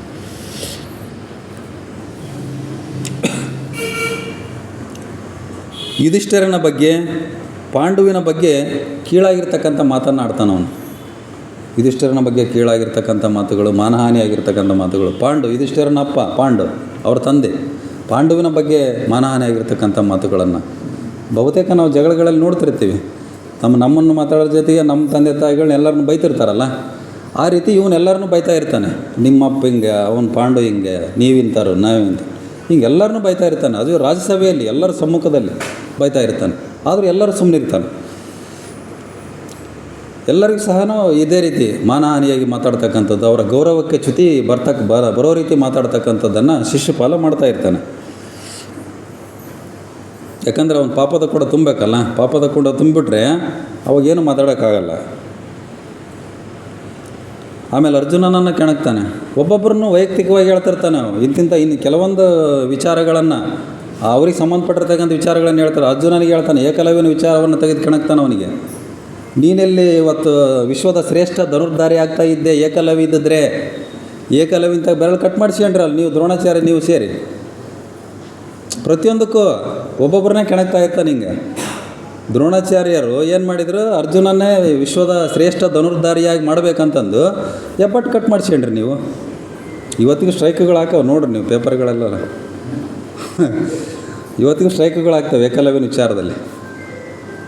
ಹಂಗೆ ಅರ್ಜುನನ ಕೆಣಕ್ತಾನೆ, ನೀನೆಲ್ಲಿ ಶ್ರೇಷ್ಠ ಧನುರ್ಧಾರಿ ಆಗ್ತಾ ಇದ್ದೆ, ಏಕಲವ್ಯ ಇದ್ದಿದ್ರೆ ನೀನು ಆಗ್ತಿದ್ದಿಲ್ಲ ಅಂತಕ್ಕಂಥದ್ದನ್ನು ಹೇಳ್ತಾನೆ. ಸತತವಾಗಿ ಜೊತೆಗೆ ಶ್ರೀಕೃಷ್ಣನನ್ನು ನಿಲ್ಲಿಸಿರ್ತಾನೆ. ಭೀಷ್ಮ, ದ್ರೋಣ ನೋಡ್ರಿ ಎಲ್ಲರಿಗೂ ಅವ್ರು ಮತ್ತು ಹಿರಿಯರು. ಭೀಷ್ಮಾಚಾರ್ಯರಂದರೆ ಕುರುವಂಶದಲ್ಲೇ ಹಿರಿಯರು, ಭಾಳ ಗೌರವಾನ್ವಿತ ವ್ಯಕ್ತಿ. ಭೀಷ್ಮಾಚಾರ್ಯರನ್ನು ಬಾಯಿ ಸಿಕ್ಕದಂಗೆ ಮಾತಾಡ್ತಾನೆ, ದ್ರೋಣರನ್ನು ಮಾತಾಡ್ತಾನೆ, ಪಾಂಡವರನ್ನು ಮಾತಾಡ್ತಾನೆ. ಇವರಿಗೆಲ್ಲ ಪಾಂಡವರಿಗೆಲ್ಲ ನಪುಂಸಕರು ಅಂತ ಕರೀತಾನೆ. ನೀವೆಲ್ಲ ಗಂಡಸರಲ್ಲ, ನಪುಂಸಕರು ಅಂತ ಕರೀತಾನೆ. ಅವ್ರಿಗೆ ಅಷ್ಟು ಸಿಟ್ಟು ಬಂದಿರ್ತೈತೆ, ಆದರೂ ತಡ್ಕೊಳ್ತಾರೆ. ಅಲ್ಲಿ ಒಂದು ರಾಜ್ಯಸಭೆ ಇರ್ತೈತೆ, ಅಲ್ಲಿ ಒಂದು ಒಳ್ಳೆಯ ಕೆಲಸ ನಡೀತಾ ಇರ್ತೈತಲ್ಲ ಅಂತಕ್ಕಂಥದ್ದನ್ನು. ಜೊತೆಗೆ ನೋಡ್ರಿ, ಅಷ್ಟೆಲ್ಲ ಆದಮೇಲೆ ಏನು ಮಾಡ್ತಾನೆ, ಕೃಷ್ಣನ ಕಡೆ ತಿರುಗಿ ಹೇಳ್ತಾನೆ, ದ್ರೌಪದಿ ನಿನ್ನ ಸಖಿ ಹೇಗಾಗಲು ಸಾಧ್ಯ. ಕೃಷ್ಣ ಭಾಳ ತಾಳ್ಮೆ ಇರ್ತದೆ ಅವನಿಗೆ, ಅಲ್ಲಿವರೆಗೆ ತಡ್ಕೊಂತಾನೆ. ದ್ರೌಪದಿ ವಿಚಾರ ಬಂತು ಅವಾಗ. ದ್ರೌಪದಿ ನೀನು ಸಖಿ ಅಂತಿ. ಸಖಿ ಅಂದರೆ ಆಪ್ತ ಗೆಳತಿ, ಆಪ್ತ ಸ್ನೇಹಿತೆ. ದ್ರೌಪದಿ ನಿನ್ನ ಆಪ್ತ ಸಖಿ ಹೆಂಗೆ ಹಾಕಳೆ, ನಿನ್ನ ಸಖಿ ಹೆಂಗೆ ಹಾಕಳೆ ದ್ರೌಪದಿ, ನಿನಗೆ ಆಕೆಗೆ ಏನು ಸಂಬಂಧ ಅಂತ ಕೇಳ್ತಾನೆ. ಅಂದರೆ ಆ ಸಂಬಂಧಕ್ಕೆ ಅವನು ಒಂದು ತೇಜೋವಧೆ ಮಾಡ್ತಾನೆ. ಆ ಒಂದು ಅಣ್ಣ ತಂಗಿ ಸಂಬಂಧ ಅಥವಾ ಆಪ್ತ ಸ್ನೇಹಿತೆಯ ಸಂಬಂಧ, ಆಪ್ತ ಸಖಿ ಅಂಥ ಸಂಬಂಧಕ್ಕೆ ಅವನು ಒಂದು ಕಳಂಕವನ್ನು ತರೋದಕ್ಕೆ ಅಂಥ ಮಾತುಗಳನ್ನು ಮಾತಾಡ್ತಾನೆ ಅವನು. ಅದು ರಾಜ್ಯಸಭೆಯಲ್ಲಿ ಅನೇಕ ರಾಜರ ಸಮ್ಮುಖದಲ್ಲಿ ಇಂಥ ಮಾತುಗಳನ್ನು ಮಾತಾಡ್ತಾನೆ. ಏನು ಸಂಬಂಧ ನಿನಗೂ ಅವಳಿಗೂ ಅಂತ ಕೇಳ್ತಾನೆ. ಸ್ವತಃ ಶ್ರೀಕೃಷ್ಣನಿಗೆ ಕೇಳ್ತಾನೆ ನೇರವಾಗಿ. ಅಲ್ಲಿವರೆಗೂ ಭಾಳ ತಾಳ್ಮೆ ಇತ್ತು ಶ್ರೀಕೃಷ್ಣನಿಗೆ. ಇವನು ಪಾಪದ ಕೊಡನು ತುಂಬ್ತಾ ಬಂತು. ಈಗ 110 ಬಂತು ಅವನಿಗೆಲ್ಲ. ಈಗ ಅವನ ತಪ್ಪುಗಳು 110 ಬಂತು. ಅವನಿಗೆ ತಡ್ಕೊಳಕ್ಕಾಗಲಿಲ್ಲ. ಯಾವಾಗ ದ್ರೌಪದಿ ವಿಚಾರ ಬಂತೋ, ಯಾವಾಗ ಈ ರೀತಿ ಕಳಂಕವನ್ನು ಹಚ್ಚಿದ ಆ ಸಂಬಂಧಕ್ಕೆ ಅವನಿಗೆ ಶ್ರೀಕೃಷ್ಣನಿಗೆ ತಡ್ಕೊಳಕ್ಕಾಗಲಿಲ್ಲ. 100 ಅಪರಾಧ ಆಯಿತು, ಅಲ್ಲಿಗೆ 100 ಮುಗಿತು. ಇವನು ಪಾಪದ ಕೊಡ ತುಂಬಿತು ಶಿಶುಪಾಲ ಅನ್ನೋದು. ಸುದರ್ಶನ ಚಕ್ರವನ್ನು ಬಿಟ್ಟುಬಿಟ್ಟ ಅವನು. ಕೃಷ್ಣನ ಹತ್ರ ಇರ್ತಕ್ಕಂಥ ಸುದರ್ಶನ ಚಕ್ರ. ಆ ಸುದರ್ಶನ ಚಕ್ರ ಹೆಂಗಂದ್ರೆ ಒಂದು ಸರಿ ಗುರಿ ಇಡ್ತಂದರೆ ಅದು ಯಾರ ಶಿರಚ್ಛೇದ ಮಾಡಬೇಕೋ ಅದು ಶಿರಚ್ಛೇದ ಮಾಡಿಬಿಡ್ತದೆ. ಅದು ತಪ್ಪಕ್ಕೆ ಸಾಧ್ಯನೇ ಇಲ್ಲ, ನೋ ಚಾನ್ಸ್. ಹಂಗಾಗಿ ಇವನ 300 ತಪ್ಪುಗಳು ಮುಗಿದಿದ್ದು. ಶ್ರೀಕೃಷ್ಣ ತನ್ನ ಅತ್ತೆಗೆ ಕೊಟ್ಟಿರ್ತಕ್ಕಂಥ ಮಾತು ಕೂಡ ಸಮಾಪ್ತಿಯಾಗಿತ್ತು. ಅಲ್ಲಿಗೆ 101ನೇ ತಪ್ಪಾಗಿತ್ತಲ್ಲ ದ್ರೌಪದಿ ವಿಚಾರಕ್ಕೆ. ಹಂಗಾಗಿ ಅವನು ಸುದರ್ಶನ ಚಕ್ರದಿಂದ ಶಿಶುಪಾಲನ ಹತ್ಯೆ ಆಯಿತು ರಾಜ್ಯಸಭೆಯಲ್ಲಿ. ಒಂದು ಒಳ್ಳೆಯ ಒಂದು ಕಾರ್ಯಕ್ರಮ, ಒಂದು ನೆನಪಿನಲ್ಲಿ ಇಟ್ಕೊಳ್ತಕ್ಕಂಥ ಕಾರ್ಯಕ್ರಮದಲ್ಲಿ ಈ ರೀತಿ ಘಟನೆಗಳು ನಡೆದುಬಿಟ್ಟವು ಅಂತಕ್ಕಂಥದ್ದು. ಆ ಒಂದು ಅವನು ಯಾರು ಶಿಶುಪಾಲ ಏನು ಮಾಡ್ತಾ ಇದ್ದ, 100 ತಪ್ಪುಗಳು ಗೊತ್ತಾಗಬೇಕಲ್ಲ ಅವನಿಗೆ. ಅವನೇ ನಡೆಸ್ಕೊಂತ ನಿಮಗೆ ಎಲ್ಲರನ್ನೂ ಭಯಕಾರ. ಹಂಗಾಗಿ 100 ನವಿಲ್ಗರಿ ಸೊಂಟಕ್ಕೆ ಶಿಕ್ಷಣಿರ್ತಾನೆ ಅವನು. 100 ಒಂದೊಂದು ಸರಿ ಬೈದಾಗ ಒಂದೊಂದು ಕಡೆ ಕಿತ್ತಾಕ್ತಿರ್ತಾನೆ ನವಿಲ್ಗರಿಗಳನ್ನ. ದ್ರೌಪದಿನ ಯಾವಾಗ ಮಾತಾಡಿದ್ನ ನವಿಲ್ಗರಿ ಹುಡುಕ್ತಾನೆ ಇಲ್ಲ, ಖಾಲಿ ಆಗಿಬಿಟ್ಟವ. 100 ಆಗಿಬಿಟ್ಟವಲ್ಲೇ, 100 ಖಾಲಿ ಆಗಿಬಿಟ್ಟವ. ಅದೇ ಸಮಯಕ್ಕೆ ಸರಿಯಾಗಿ ಶ್ರೀಕೃಷ್ಣ ಸಮಯನ ವ್ಯರ್ಥ ಮಾಡಲಿಲ್ಲ. ಸುದರ್ಶನ ಚಕ್ರದಿಂದ ಇವನನ್ನು ವಧೆ ಮಾಡಿಬಿಟ್ಟ. ಅಲ್ಲಿಗೆ ಹೋಯ್ತು ಒಬ್ಬ ಶಿಶುಪಾಲ ಹತ್ಯೆ ಆದ. ಆಗ ನೋಡ್ರಿ ದುರ್ಯೋಧನ ಆಕ್ಷೇಪ ವ್ಯಕ್ತಪಡಿಸ್ತಾನೆ, ರಾಜ್ಯಸಭೆಯಲ್ಲಿ ಹೆಂಗೆ ಹತ್ಯೆ ಮಾಡಿದ್ರಿ ನೀವು, ರಾಜ್ಯಸಭೆಯಲ್ಲಿ ಹೆಂಗೆ ಹತ್ಯೆ ಮಾಡಿದ್ರಿ ಶಿಶುಪಾಲನನ್ನು ಅಂತ ಕೇಳ್ತಾನೆ ಅವನು. ಅದಕ್ಕೆ ಕೃಷ್ಣ ಹೇಳ್ತಾನೆ, ಇಲ್ಲ ಈ ರೀತಿ ಎಲ್ಲರನ್ನು ಅವಮಾನ ಮಾಡಿದ, ನಿನ್ನೂ ಮಾತಾಡಿದ್ದಾನೆ, ಎಲ್ಲರನ್ನೂ ಮಾತಾಡಿದ್ದಾನೆ, ಒಬ್ಬರನ್ನು ಬಿಟ್ಟಿಲ್ಲ ಅವನು. ಹಂಗಾಗಿ ನಾವು ಹತ್ಯೆ ಮಾಡಿದ್ವಿ ಅಂತಕ್ಕಂಥದ್ದನ್ನು ಸರಿಯಾದ ಉತ್ತರವನ್ನು ಶ್ರೀಕೃಷ್ಣ ಹೇಳ್ತಾನೆ. ಎಲ್ಲರನ್ನು ಅವಮಾನ ಮಾಡಿದ್ದಾನೆ, ಯುಧಿಷ್ಠಿರನು ಸಹ ಹೇಳ್ತಾನೆ. ಸಮರ್ಥಿಸ್ಕೊಂತಾರೆ, ಅವನನ್ನು ಹತ್ಯೆ ಮಾಡಿದ್ದು ಸಮರ್ಥಿಸ್ಕೊಂತಾರೆ. ಇಲ್ಲ ಅವನು ಭಾಳ ದುಷ್ಟ ವ್ಯಕ್ತಿ ಇದ್ದಾನೆ, ಆ ದುಷ್ಟ ವ್ಯಕ್ತಿಯನ್ನು ಬಹುಕಾಲ ನಾವು ಬಿಡಬಾರ್ದು. ಯಾಕಂದರೆ ಅವನೇನಾದರೂ ಕಂಟಿನ್ಯೂ ಇದ್ದಿದ್ದೇ ಆದರೆ ಕೆಲವೊಂದು ಆ ಪರಿಸರನೇ ಕೆಡಿಸ್ತಾರೆ. ಆ ದುಷ್ಟ ವ್ಯಕ್ತಿಗಳೇನಿರ್ತಾರಲ್ಲ, ಪರಿಸರನೇ ಕೆಡಿಸ್ತಾರೆ. ನೋಡಿರಿ, ಅದಕ್ಕೆ ಹೇಳ್ತಾನೆ ದುರ್ಯೋಧನ, ಅವಮಾನ ಮಾಡಬೇಕಾಗಿತ್ತು. ನೀವು ಅವನ್ನೇ ಮೃತ್ಯುದಂಡನೆ ಯಾಕೆ ಕೊಟ್ರಿ? ಸಾಯಿಸಿದ್ರಿ, ಯಾಕೆ ಸಾಯಿಸಿದ್ರಿ? ನಿಮಗೆ ಅವಮಾನ ಮಾಡ್ಯಾನ, ನೀವು ಅವಮಾನ ಮಾಡೋಕ್ಕಾಗಿತ್ತು ಅಂತ ಅವನ ಉತ್ತರ. ಲಾಜಿಕ್ ಅಂತೀವಲ್ಲ ಇದಕ್ಕೆ ನಾವು, ಇದೇ ಲಾಜಿಕ್. ಅವನು ಶಿಶುಪಾಲ ನಿಮ್ಮನ್ನೆಲ್ಲ ಅವಮಾನ ಮಾಡ್ಯಾನ, ನೀನು ಅವನ್ನ ಮಾಡಿದ್ರಿ. ಅವನು ಬಂಡ ಶಿಶುಪಾಲ, ಅವನ್ನ ಅವಮಾನ ಮಾಡೋಕ್ಕೆ ಹೆಂಗಾಕತಿ? ಬಂಡ್ರಿಗೆ ಅವಮಾನ ಮಾಡೋಕ್ಕಾಗಲ್ಲ ನಾವು. ಅವಮಾನ ಯಾರಿಗಂತಂದರೆ ಮಾನ ಮರ್ಯಾದಿದ್ದರಿಗೆ ಮಾತ್ರ ಅವಮಾನ. ಅದು ಮಾನ ಮರ್ಯಾದಿಲ್ದರಿಗೆ ಅವಮಾನ ಬರಲ್ಲ, ಅದು ಬಂಡ್ರಂತ ಅವರು. ಹಂಗಾಗಿ ದುರ್ಯೋಧನ ಕೇಳ್ತಾನೆ ಪ್ರಶ್ನೆ, ಅವನು ಅವಮಾನ ಮಾಡಿದ್ರೆ ನೀವು ಅವಮಾನ ಮಾಡೋಕ್ಕೈತಿ, ಯಾಕೆ ಮೃತ್ಯುದಂಡನೆ ಕೊಟ್ರಿ, ಸಾಯಿಸಿದ್ರಿ ಅಂತಕ್ಕಂಥದ್ದನ್ನು ಕೇಳ್ತಾನೆ. ಅದಕ್ಕೆ ಸಮಂಜಸವಾಗಿರ್ತಕ್ಕಂಥ ಉತ್ತರವನ್ನು ಶ್ರೀಕೃಷ್ಣ ಕೊಡ್ತಾನೆ. ಆಗ ನೋಡ್ರಿ, ಶಕುನಿ ಹೇಳ್ತಾನೆ, ಶಕುನಿಗೆ ಭಾಳ ಜಾಣ ಅವನಿಗೆ ಗೊತ್ತಿರ್ತೈತೆ ಮುಂದೆ ಏನೇನಾಗ್ತದೆ ಸಮಸ್ಯೆ ಅಂತಂದು. ಸುಮ್ಮನಿರೋಕ್ಕೆ ವಾರ್ನ್ ಮಾಡ್ತಾನೆ ಅವನು. ಶಕುನಿ ದುರ್ಯೋಧನನಿಗೆ ಎಚ್ಚರಿಕೆ ಕೊಡ್ತಾನೆ, ಹೆಚ್ಚಿಗೆ ಮಾತಾಡಬೇಡ, ಸುಮ್ಮನಿರು, ಅವ್ರು ಮಾಡಿರೋದು ಕರೆಕ್ಟ್ ಐತೆ. ಅವನು ಶಿಶುಪಾಲ ಆ ರೀತಿ ಮಾಡಿದ್ದಾನೆ, ಅವರು ವಧೆ ಮಾಡಿದ್ದಾರೆ, ಅದರಲ್ಲಿ ಏನು ತಪ್ಪಿಲ್ಲ ಅಂತಕ್ಕಂಥದ್ದನ್ನು ಶಕುನಿ ಹೇಳ್ತಾನೆ. ಶಕುನಿ ಎಷ್ಟು ಹೇಳಿದರೂ ದುರ್ಯೋಧನ ಕೇಳಲ್ಲ. ಶಕುನಿ ಹೇಳಿದ್ರು ಸಹ ದುರ್ಯೋಧನ ಕೇಳಲ್ಲ. ಹಿತವಚನ ಹೇಳ್ತಾನೆ, ಇಲ್ಲ ಈ ರೀತಿ ಮಾಡಬಾರ್ದು, ನಾವು ರಾಜ್ಯಸಭೆ ಬಂದೀವಿ, ಬೇರೆಯವರ ಒಂದು ರಾಜ್ಯಸಭೆಗೆ ಆಹ್ವಾನಿತರಾಗಿ ಬಂದೀವಿ ನಾವು ಅಷ್ಟೇ. ಅದು ಅವ್ರಿಗೆ ಬಂದರೆ ಅವರ ವಿಚಾರ ಇದು, ಆ ವಿಚಾರಕ್ಕೆ ನಾವು ಮೂಗು ತೋರಿಸ್ತಕ್ಕಂಥದ್ದು ಅವಶ್ಯಕತೆ ಇಲ್ಲ. ಇಂದ್ರಪ್ರಸ್ಥ ನಮ್ಮದವಲ್ಲ. ಈಗ ನಾವು ಬಂದಿರತಕ್ಕಂಥದ್ದು ಬೇರೆಯವರ ರಾಜ್ಯಕ್ಕೆ ಬಂದೀವಿ, ಅವರ ಒಂದು ರಾಜ್ಯಸಭೆಯಲ್ಲಿ ನಾವು ಕೂತ್ಕೊಂಡಿದ್ದೀವಿ, ಆಹ್ವಾನಿತರಾಗಿ ಬಂದೀವಿ ಅಷ್ಟೇ. ನಾವು ಅವರ ವಿಚಾರದಲ್ಲಿ ನಾವು ಮೂಗು ತೋರಿಸೋದು ಬೇಡ ಅಂತಕ್ಕಂಥ ಶಕುನಿ ಎಷ್ಟು ಹೇಳ್ತಾನೆ, ಆದರೂ ಅವನು ಕೇಳಲ್ಲ ದುರ್ಯೋಧನ. ಕೃಷ್ಣನಿಗೆ ದ್ವಂದ್ವ ಯುದ್ಧಕ್ಕೆ ಆಹ್ವಾನ. ನೋಡ್ರಿ, ದ್ವಂದ್ವ ಯುದ್ಧ ಅಂತಂದರೆ ಮಲ್ಲ ಯುದ್ಧ ಅಂತ ಏನು ಕೇಳ್ತೀವಲ್ಲ, ಇಬ್ಬರೇ ಮಾಡ್ತಕ್ಕಂಥ ಯುದ್ಧ ಮಾಡ್ಬಾ ನನ್ನ ಜೊತೆಗೆ. ನೀನು ಅವನು ಸಾಯಿಸಿದೆಯಲ್ಲ ಶಿಶುಪಾಲನನ್ನು, ಕುತಂತ್ರದಿಂದ ಸಾಯಿಸಿದೆಯಲ್ಲ, ಸುದರ್ಶನ ಚಕ್ರದಿಂದ ಸಾಯಿಸಿದೆಯಲ್ಲ, ನನ್ನ ಜೊತೆ ದ್ವಂದ್ವ ಯುದ್ಧ ಮಾಡು. ಯಾಕಂತಂದರೆ ಇವನು ಮಲ್ಲ ಯುದ್ಧದಲ್ಲಿ ಭಾಳ ಪ್ರವೀಣ ಇರ್ತಾನೆ ಇವನು ದುರ್ಯೋಧನ. ಹಾಗಾಗಿ ನನ್ನ ಜೊತೆ ಯುದ್ಧ ಮಾಡ್ಬಾ, ಯುದ್ಧ ಮಾಡಿ ನನ್ನ ಸೋಲಿಸು, ನನ್ನ ಸಾಯಿಸು ಅಂತಕ್ಕಂಥದ್ದನ್ನು ಹೇಳ್ತಾನೆ ದುರ್ಯೋಧನ.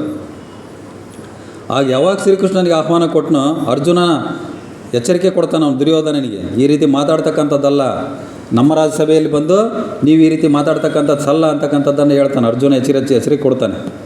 ಜೊತೆಗೆ ವಿದುರನೂ ಹೇಳ್ತಾನೆ. ವಿದುರನ ದುರ್ಯೋಧನನಿಗೆ ಹೇಳ್ತಾನೆ, ನೀನು ಈ ರೀತಿ ಮಾತಾಡಬೇಡ, ನೀನು ಹಸ್ತಿನಾಪುರದ ಯುವರಾಜದಿ, ಅದಕ್ಕೊಂದು ಘನತೆ ಇರ್ತತೆ, ಆ ಘನತೆಗೆ ತಕ್ಕಂತೆ ನೀನು ನಡ್ಕೋಬೇಕಾಗಿದೆ, ಹಂಗಾಗಿ ನೀನು ಮಾತಾಡಬೇಡ ಅಂತಕ್ಕಂಥದ್ದನ್ನು ವಿದುರನೂ ಸಹ ಹೇಳ್ತಾನೆ. ಯಾರ ಒಂದು ಹಿತವಚನಕ್ಕೂ ಇವನು ಕೇಳಲ್ಲ ದುರ್ಯೋಧನ. ಶಸ್ತ್ರ ಎತ್ತುವ ಹಾಗಿಲ್ಲ, ರಾಜ್ಯಸಭೆಯಲ್ಲಿ ಶಸ್ತ್ರ ಎತ್ತುವ ಹಾಗಿಲ್ಲ ವಿದುರ ಹೇಳ್ತಾನೆ. ಇವನು ರಾಜನೀತಿ ನೈಪುಣ್ಯ ವಿದುರ, ಬಹಳ ಮಹಾಜ್ಞಾನಿ ವಿದುರ. ಆ ಹಸ್ತಿನಾಪುರದ ಮಹಾಮಂತ್ರಿ ಏನಿರ್ತಾನಲ್ಲ, ರಾಜ್ಯಸಭೆಯಲ್ಲಿ ಶಸ್ತ್ರ ಯಾರೂ ಎತ್ತಂಗಿಲ್ಲ, ಅವ್ರ ಕಡೆ ಎತ್ತಂಗಿಲ್ಲ, ಯಾರೂ ಎತ್ತಂಗಿಲ್ಲ. ಹಂಗಾಗಿ ಅಂಥವಕ್ಕೆಲ್ಲ ನೀವು ದ್ವಂದ್ವ ಯುದ್ಧಕ್ಕೆ ಬಾ, ಆ ರೀತಿ ಅಂತ ಕರಿಬಾರ್ದು, ನೀನು ಸುಮ್ಮನಿರು ಅಂತಕ್ಕಂಥದ್ದನ್ನು ವಿದುರ ಹೇಳ್ತಾನೆ. ಆದರೆ ಯಾರು ಹೇಳಿದ್ರು ಕೇಳಲ್ಲ. ವಿದುರ ಹೇಳ್ತಾನೆ, ನೋಡ್ರಿ, ನೀವು ಯುವರಾಜ ಪದವಿಯನ್ನು ತ್ಯಜಿಸಬೇಕಾಗಿತ್ತೆ, ಹಿಂಗೆ ಮಾತಾಡಿದರೆ ನೀವು ಯುವರಾಜ ಪದವಿಯನ್ನು ತ್ಯಜಿಸಬೇಕು ಅಂತಕ್ಕಂಥ ವಾರ್ನ್ ಮಾಡ್ತಾನೆ. ಯಾರು? ವಿದುರ ಹೇಳ್ತಾನೆ ದುರ್ಯೋಧನನಿಗೆ. ಮೂರ್ಖತನ ಮಾಡಬೇಡ ಶಕುನಿ ಹೇಳ್ತಾನೆ. ಶಕುನಿಗೂ ಗೊತ್ತಿರುತ್ತೆ ಮುಂದೇನೋ ಸಮಸ್ಯೆ ಆಗುತ್ತೆ ಅಂತಂದು. ಹಂಗಾಗಿ ದುರ್ಯೋಧನನಿಗೆ ಸಲಹೆ ಕೊಡ್ತಾನೆ, ನೀನು ಮೂರ್ಖ, ಈ ರೀತಿ ಮಾತಾಡ್ತಕ್ಕಂಥದ್ದಲ್ಲ ಅಂತಕ್ಕಂಥದ್ದು ಹೇಳ್ತಾನೆ. ಆದರೆ ಯಾರ ಮಾತನ್ನು ಕೇಳಲ್ಲ ಅವನು ದುರ್ಯೋಧನ ಅಂತಕ್ಕಂಥವನು. ನೋಡ್ರಿ, ಶಕುನಿ ಹೇಳ್ತಾನೆ, ಯಾರಿಗೆ ಕ್ರೋಧದ ಮೇಲೆ ಅಂಕುಶವಿರುವುದಿಲ್ಲವೋ ಅವರು ಮೊದಲೇ ಸೋಲುತ್ತಾರೆ. ಬಹುತೇಕ ನಾವು ನಮ್ಮ ಜೀವನದಲ್ಲಿ ಇವೆಲ್ಲ ನೋಡ್ಕೊಂಡಿವಿ. ಇದು ಮಹಾಭಾರತ ಏನಂದರೆ ಇದು ಕಥೆಯದು ಮುಖ್ಯನೇ ಅಲ್ಲ ನಮಗೆ. ಇಲ್ಲಿ ಬರ್ತಕ್ಕಂಥ ವಿಚಾರಗಳೇನದವಲ್ಲ, ಇವು ನಮ್ಮ ಜೀವನದಲ್ಲಿ ತಾಳೆ ಮಾಡ್ಕೊಂತ ಹೋಗ್ತಕ್ಕಂಥದ್ದಷ್ಟೇ. ಮುಂದೆ ನಾವು ಇವನ್ನೆಲ್ಲ ಮರ್ತು ಬಿಡ್ತೀವಿ ಅಂತ ಕಡ್ರಿ, ಪಾತ್ರಗಳನ್ನು ಮರಿತೀವಿ, ಎಲ್ಲವನ್ನೂ ಮರಿತೀವಿ. ಆದರೆ ಈ ಕೇಳಿರ್ತಕ್ಕಂಥ ವಿಚಾರಗಳು ನಮ್ಮ ಜೀವನಕ್ಕೆ ಹತ್ರ ಅದಾವ. ನಾವೇನು ಪಾಂಡವರದೀವ, ಕೌರವರದೀವ, ಶಿಶುಪಾಲ ದಿನ, ನಾನು ದುರ್ಯೋಧನ ದಿನ, ಯುಧಿಷ್ಠಿರ ದಿನ, ಇವನ್ನೆಲ್ಲ ನಾವು ಹೋಲಿಕೆ ಮಾಡ್ಕೊಂಡು ಹೋಗ್ತಕ್ಕಂಥದ್ದೇ ಮಹಾಭಾರತ ಅಷ್ಟೇ. ಇದರಲ್ಲಿ ಏನಿಲ್ಲ. ಅದು ಒಂದು ಕತೆ. ಅದರಲ್ಲಿರ್ತಕ್ಕಂಥ ಒಳ್ಳೆಯ ಅಂಶಗಳನ್ನು, ಕೆಟ್ಟದ್ದು ಮಾಡಿದವ್ರಿಗೆ ಏನಾಯಿತು, ಒಳ್ಳೇದು ಮಾಡಿದವ್ರಿಗೆ ಏನಾಯಿತು, ಅದನ್ನು ನಮ್ಮ ಜೀವನದಲ್ಲಿ ಅಳಿಸ್ಕೊಂಡ್ರೆ ನಾವು ಉತ್ತಮರಾಗಿ ಆಗ್ಬೋದಲ್ಲ ಅಂತಕ್ಕಂಥ ವಿಚಾರಗಳನ್ನು ತಿಳ್ಕೊಂಡು ಹೋಗ್ತಕ್ಕಂಥದ್ದಷ್ಟೇ ಇದು ಮಹಾಭಾರತದ. ನೋಡಿರಿ, ಇಲ್ಲೇನು ಸಂಭಾಷಣೆ ಏನು ಕೆಲವೊಂದು ಹೇಳ್ತನಲ್ಲ ನಾನು, ಈ ಸಂಭಾಷಣೆಗಳು ಕನ್ನಡದಲ್ಲಿ ಭಾಳ ಚೆನ್ನಾಗಿ ಮೂಡಿಬಂತ ಧಾರಾವಾಹಿಗಳಲ್ಲಿ ಅಂತ. ಆ ಸಂಭಾಷಣೆಗಳಲ್ಲೇ ನಾನು ಇದನ್ನ ಪಾಯಿಂಟ್ ಔಟ್ ಮಾಡ್ಕೊಂಡಿರೋದು. ಆ ಸಂಭಾಷಣೆಗಳು ನಮ್ಮ ಜೀವನಕ್ಕೆ ಭಾಳ ಹತ್ತಿರವಾಗಿರ್ತಕ್ಕಂಥ ಸಂಭಾಷಣೆಗಳು ಕನ್ನಡದಲ್ಲಿ ಭಾಳ ಚೆನ್ನಾಗಿ ಮೂಡಿಬಂದವು. ಆ ಸಂಭಾಷಣೆಗಳನ್ನೇ ನಾನು ಹೇಳ್ತೀನಿ. ನಾನೇನು ಬೇರೆ ವಿಚಾರಗಳನ್ನು ಹೇಳಲ್ಲ. ನೋಡಿರಿ, ಯಾರಿಗೆ ಕ್ರೋಧದ ಮೇಲೆ ಅಂಕುಶವಿರುವುದಿಲ್ಲವೋ ಅವರು ಮೊದಲೇ ಸೋಲುತ್ತಾರೆ. ಯಾರು ಸಿಟ್ಟನ್ನು ಗೆಲ್ಲಲ್ಲೋ ಅವ್ರ ಜೀವನ ಗೆಲ್ಲಲ್ಲ ಅಂತಕ್ಕಂಥದ್ದು. ಕೋಪ ತನ್ನ ವೈರಿ, ಶಾಂತಿ ಪರರ ವೈರಿ. ಕೋಪ ಅಂತಕ್ಕಂಥದ್ದನ್ನು ನಾವು ಕಡಿಮೆ ಮಾಡ್ಕೊತ ಹೋಗ್ಬೇಕು ಜೀವನದಲ್ಲಿ. ಶಾಂತಿಯನ್ನು ಜಾಸ್ತಿ ಮಾಡ್ಕೊತ ನೆಮ್ಮದಿ, ಆವಾಗ ನಮಗೆ ನೆಮ್ಮದಿ ಅಂತಕ್ಕಂಥದ್ದು ಸಿಗ್ತತಿ.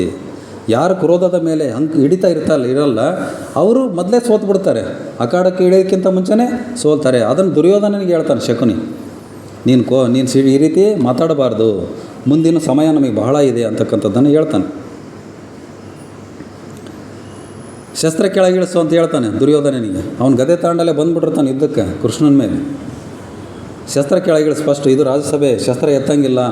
ಯಾಕಂದರೆ ರಾಜ್ಯಸಭೆಯಲ್ಲಿ ಶಸ್ತ್ರ ಯಾರಾದರೂ ಎತ್ತಿದರೆ ಅವ್ರಿಗೆ ಶಿಕ್ಷೆ ಕೊಡ್ತಕ್ಕಂಥ ಅಧಿಕಾರ ಆ ರಾಜನಿಗಿರ್ತದೆ ಅಲ್ಲಿ. ಹಂಗಾಗಿ ಶಸ್ತ್ರ ಕೆಳಗಿಳಿಸು ಫಸ್ಟು ಅಂತಕ್ಕಂಥದ್ದನ್ನು ಶಕುನಿ ಹೇಳ್ತಾನೆ. ಆಗ ಶ್ರೀಕೃಷ್ಣನಿಗೆ ಸಿಟ್ಟು ಬಂದುಬಿಡ್ತದೆ. ಇವರಿಗೆಲ್ಲ ಶಿಕ್ಷೆ ಕೊಡ್ರಿ ಅಂತ ಹೇಳ್ತಾನೆ ಶ್ರೀಕೃಷ್ಣ. ಯಾರಿಗೆ? ಯುಧಿಷ್ಠಿರನಿಗೆ ಹೇಳ್ತಾನೆ. ಯಾಕಂದರೆ ಯುಧಿಷ್ಠಿರನ ರಾಜ್ಯ ಅಲ್ಲ ಅದು, ಇಂದ್ರಪ್ರಸ್ಥ ಪಾಂಡವರ ರಾಜ್ಯ. ಹಂಗಾಗಿ ಇವರಿಗೆಲ್ಲ ಶಿಕ್ಷೆ ಕೊಡ್ರಿ, ಇವರೇನು ಮಾತಾಡ್ತಾರಲ್ಲ, ಶಸ್ತ್ರ ಎತ್ತಿದಾರಲ್ಲ, ಇದೆಲ್ಲ ನಿಷಿದ್ಧ. ಹಂಗಾಗಿ ಇವರಿಗೆಲ್ಲ ಶಿಕ್ಷೆ ಕೊಡ್ರಿ ಅಂತಕ್ಕಂಥದ್ದನ್ನು ಹೇಳ್ತಾನೆ. ಆಗ ಯುಧಿಷ್ಠಿರ ಹೇಳ್ತಾನೆ, ಇಲ್ಲ ನಾನು ಶಿಕ್ಷೆ ಕೊಡಲ್ಲ ಇವರನ್ನು, ಇವರು ನಮ್ಮ ಸೋದರ ಸಂಬಂಧಿಗಳು, ಕುಲಬಾಂಧವರು, ಇವರನ್ನು ನಾನು ಕ್ಷಮಿಸಿಬಿಡ್ತೀನಿ ಅಂತಕ್ಕಂಥದ್ದನ್ನು ಹೇಳ್ತಾನೆ ಯುಧಿಷ್ಠಿರ. ಹಂಗಾಗಿ ಅವನಿಗೆ ಧರ್ಮರಾಯ ಅಂತಕ್ಕಂಥ ಹೆಸರು ಬಂದಿರೋದು. ಅವನ ಹೆಸರು ಯುಧಿಷ್ಠಿರ, ಆದರೆ ಎಲ್ಲರಲ್ಲಿ ಅವನು ಧರ್ಮವನ್ನು ಹುಡುಕೋದ್ರಿಂದ ಅವನಿಗೆ ಧರ್ಮರಾಯ ಅಂತಕ್ಕಂಥದ್ದನ್ನು ಕರೀತಾರೆ. ಅವನಿಲ್ಲ ನಾನು ಶಿಕ್ಷೆ ಕೊಡಲ್ಲ, ಇವರನ್ನು ನಾನು ಕ್ಷಮಿಸಿಬಿಡ್ತೀನಿ, ಹೋಗಿಬಿಡಲಿ ಇವರು ಅಂತಕ್ಕಂಥದ್ದನ್ನು ಹೇಳ್ತಾನೆ. ಆದರೆ ಸಭಾಸದರ ಒತ್ತಾಯ ಶಿಕ್ಷೆಗೆ ಅಲ್ಲೇನು ಸಭಾಸದರೇನು ಬಂದಿರಲ್ಲ, ಬೇರೆ ಬೇರೆ ರಾಜ್ಯದಿಂದ ರಾಜರುಗಳು ಬಂದಿದ್ದರು, ಅನೇಕರು ಬಂದಿದ್ದರಲ್ಲ, ಅವರೆಲ್ಲರಿಲ್ಲ ಇದಕ್ಕೆ ಶಿಕ್ಷೆ ಆಗಲೇಬೇಕು. ಇವರೇನು ದುರ್ಯೋಧನ ಇವರೇನು ಮಾತಾಡಿದಾರಲ್ಲ, ಶಸ್ತ್ರ ಎತ್ತಿದಾರಲ್ಲ ಶ್ರೀಕೃಷ್ಣನ ವಿರುದ್ಧ, ಹಂಗಾಗಿ ಇವ್ರಿಗೆ ನೀವು ಶಿಕ್ಷೆಯನ್ನು ಕೊಡಲೇಬೇಕು ಅಂತಕ್ಕಂಥದ್ದನ್ನು ಎಲ್ಲರೂ ಒತ್ತಾಯ ಮಾಡ್ತಾರೆ. ಇಡೀ ಸಭೆ ಒಕ್ಕೊರಲಿನಿಂದ ಇಲ್ಲ ಶಿಕ್ಷೆ ಕೊಡಬೇಕು ಇವರಿಗೆ ಅಂತಕ್ಕಂಥ ಮಾತನ್ನು ಹೇಳ್ತಾರೆ. ಆಗ ದ್ರೌಪದಿ ಮಧ್ಯೆ ಬರ್ತಾಳೆ. ಇಲ್ಲ ಶಿಕ್ಷೆ ಅನಿವಾರ್ಯ ಅಂತ ಹೇಳ್ತಾಳೆ. ಯುಧಿಷ್ಠಿರ ಶಿಕ್ಷೆ ಬೇಡ ಅಂದ, ಆದರೆ ದ್ರೌಪದಿ ಇಲ್ಲ ಶಿಕ್ಷೆ ಕೊಡಲೇಬೇಕು ಇವರಿಗೆ ಅಂತ ಹೇಳ್ತಾಳಾಕೆ. ಆದರೆ ಶಿಕ್ಷೆ ಎಂಥದ್ದಂದ್ರೆ ಅದೇನು ದೊಡ್ಡದಲ್ಲ, ಶಸ್ತ್ರ ಕಿತ್ತುಕೊಳ್ಳುವ ಶಿಕ್ಷೆ ಕೊಡಿರಿ ಆಕೆ ಸಲಹೆ ಕೊಡ್ತಾಳೆ ದ್ರೌಪದಿ. ಅವರಲ್ಲಿರ್ತಕ್ಕಂಥ ಶಸ್ತ್ರಗಳು, ಈಗ ದುರ್ಯೋಧನ ಹತ್ರ ಗದೆ ಇರ್ತತೆ, ಕರ್ಣನ ಹತ್ರ ಬಿಲ್ಲು ಬಾಣ ಇರ್ತತಿ, ಅವರ ಏನೇನಿರ್ತಾವೆ ಅವ್ರ ಹತ್ರ ಅವನ್ನೆಲ್ಲ ಕಿತ್ಕೊಂಡು ಕಳಿಸಿಬಿಡ್ರಿ ಅಷ್ಟೇ. ಅವ್ನು ಕಳಿಸ್ರಿ ಅಂದ್ರೆ ಅವನ್ನೇನು ಇಟ್ಕೊಳಲ್ಲ, ಅವ್ನು ಮತ್ತೆ ವಾಪಸ್ ಅವ್ರು ಹಿಂದೆ ಕಳಿಸ್ತಾರೆ. ಬಟ್ ಇಲ್ಲಿ ರಾಜ್ಯಸಭೆಯಲ್ಲಿ ಆ ಶಸ್ತ್ರಗಳನ್ನು ಕಿತ್ಕೊಂಡು ಇವ್ರು ಹೋದ್ಮೇಲೆ ಆ ಹಸ್ತಿನಾಪುರಕ್ಕೆ ಆ ಶಸ್ತ್ರಗಳನ್ನು ಮುಡಿಸ್ತಕ್ಕಂಥ ವ್ಯವಸ್ಥೆ ಆಗ್ತದೆ.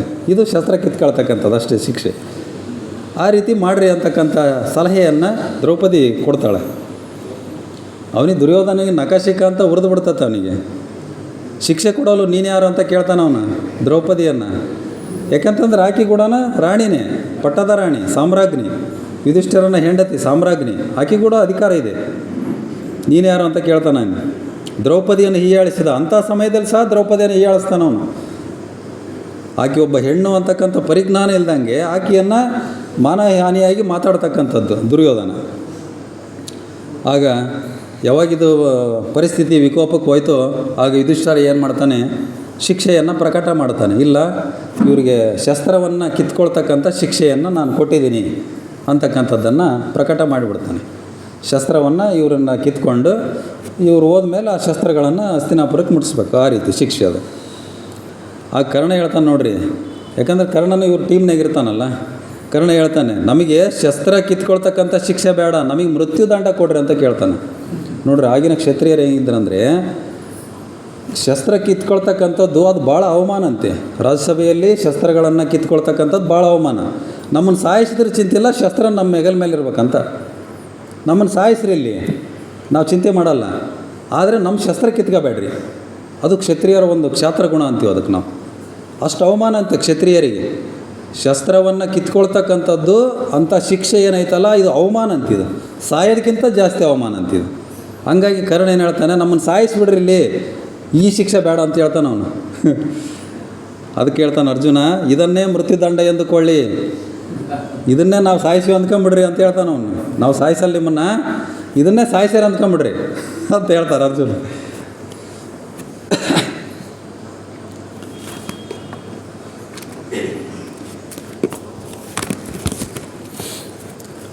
ಈ ರೀತಿ ಅವರು ಅವಮಾನಿತರಾಗಿ ಆ ಒಂದು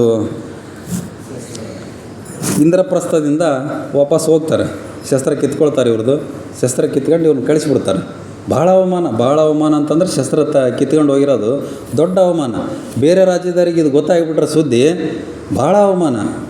ಹಸ್ತಿನಾಪುರದ ಯುವರಾಜ ದುರ್ಯೋಧನ, ಕರ್ಣ ಇವ್ರದ್ದೆಲ್ಲ ಶಸ್ತ್ರ ಕಿತ್ಕೊಂಡು ಕಳಿಸಿಬಿಟ್ರು, ಅವಮಾನ ಮಾಡಿದಾರೆ ಅಂತಂದರೆ ಬೇರೆ ರಾಜ್ಯಗಳಲ್ಲಿ ಇವರು ಮಕ ಎತ್ಕೊಂಡು ತಿರುಗಾಡಲ್ಲ, ಆ ಪರಿಸ್ಥಿತಿ ಆಗ್ಬಿಡತ್ತೆ ಈಗ ಇವ್ರದ್ದು. ಆಗ ಅವಮಾನಿತನಾಗಿ ದುರ್ಯೋಧನ ವಾಪಸ್ಸು ಹಸ್ತಿನಾಪುರಕ್ಕೆ ಹೋಗ್ತಾನೆ. ಅವನಿಗೆ ಹಸ್ತಿನಾಪುರಕ್ಕೆ ಹೋದ್ರೆ ಸಮಾಧಾನನೇ ಇಲ್ಲ. ಇಲ್ಲಿ ನಡೆದಿರ್ತಕ್ಕಂಥ ಘಟನೆಗಳೇನಿದಾವಲ್ಲ ಅವು ಹಂಗೆ ತಲೆಗೆ ತುಂಬ್ಕೊಂಬಿಟ್ಟದ್ದು ಅವನಿಗೆ. ಎಷ್ಟು ಅವಮಾನ ಆಗಿಬಿಡುತ್ತಲ್ಲ ಅಂತಕ್ಕಂಥದ್ದು ಅವನಿಗೆ.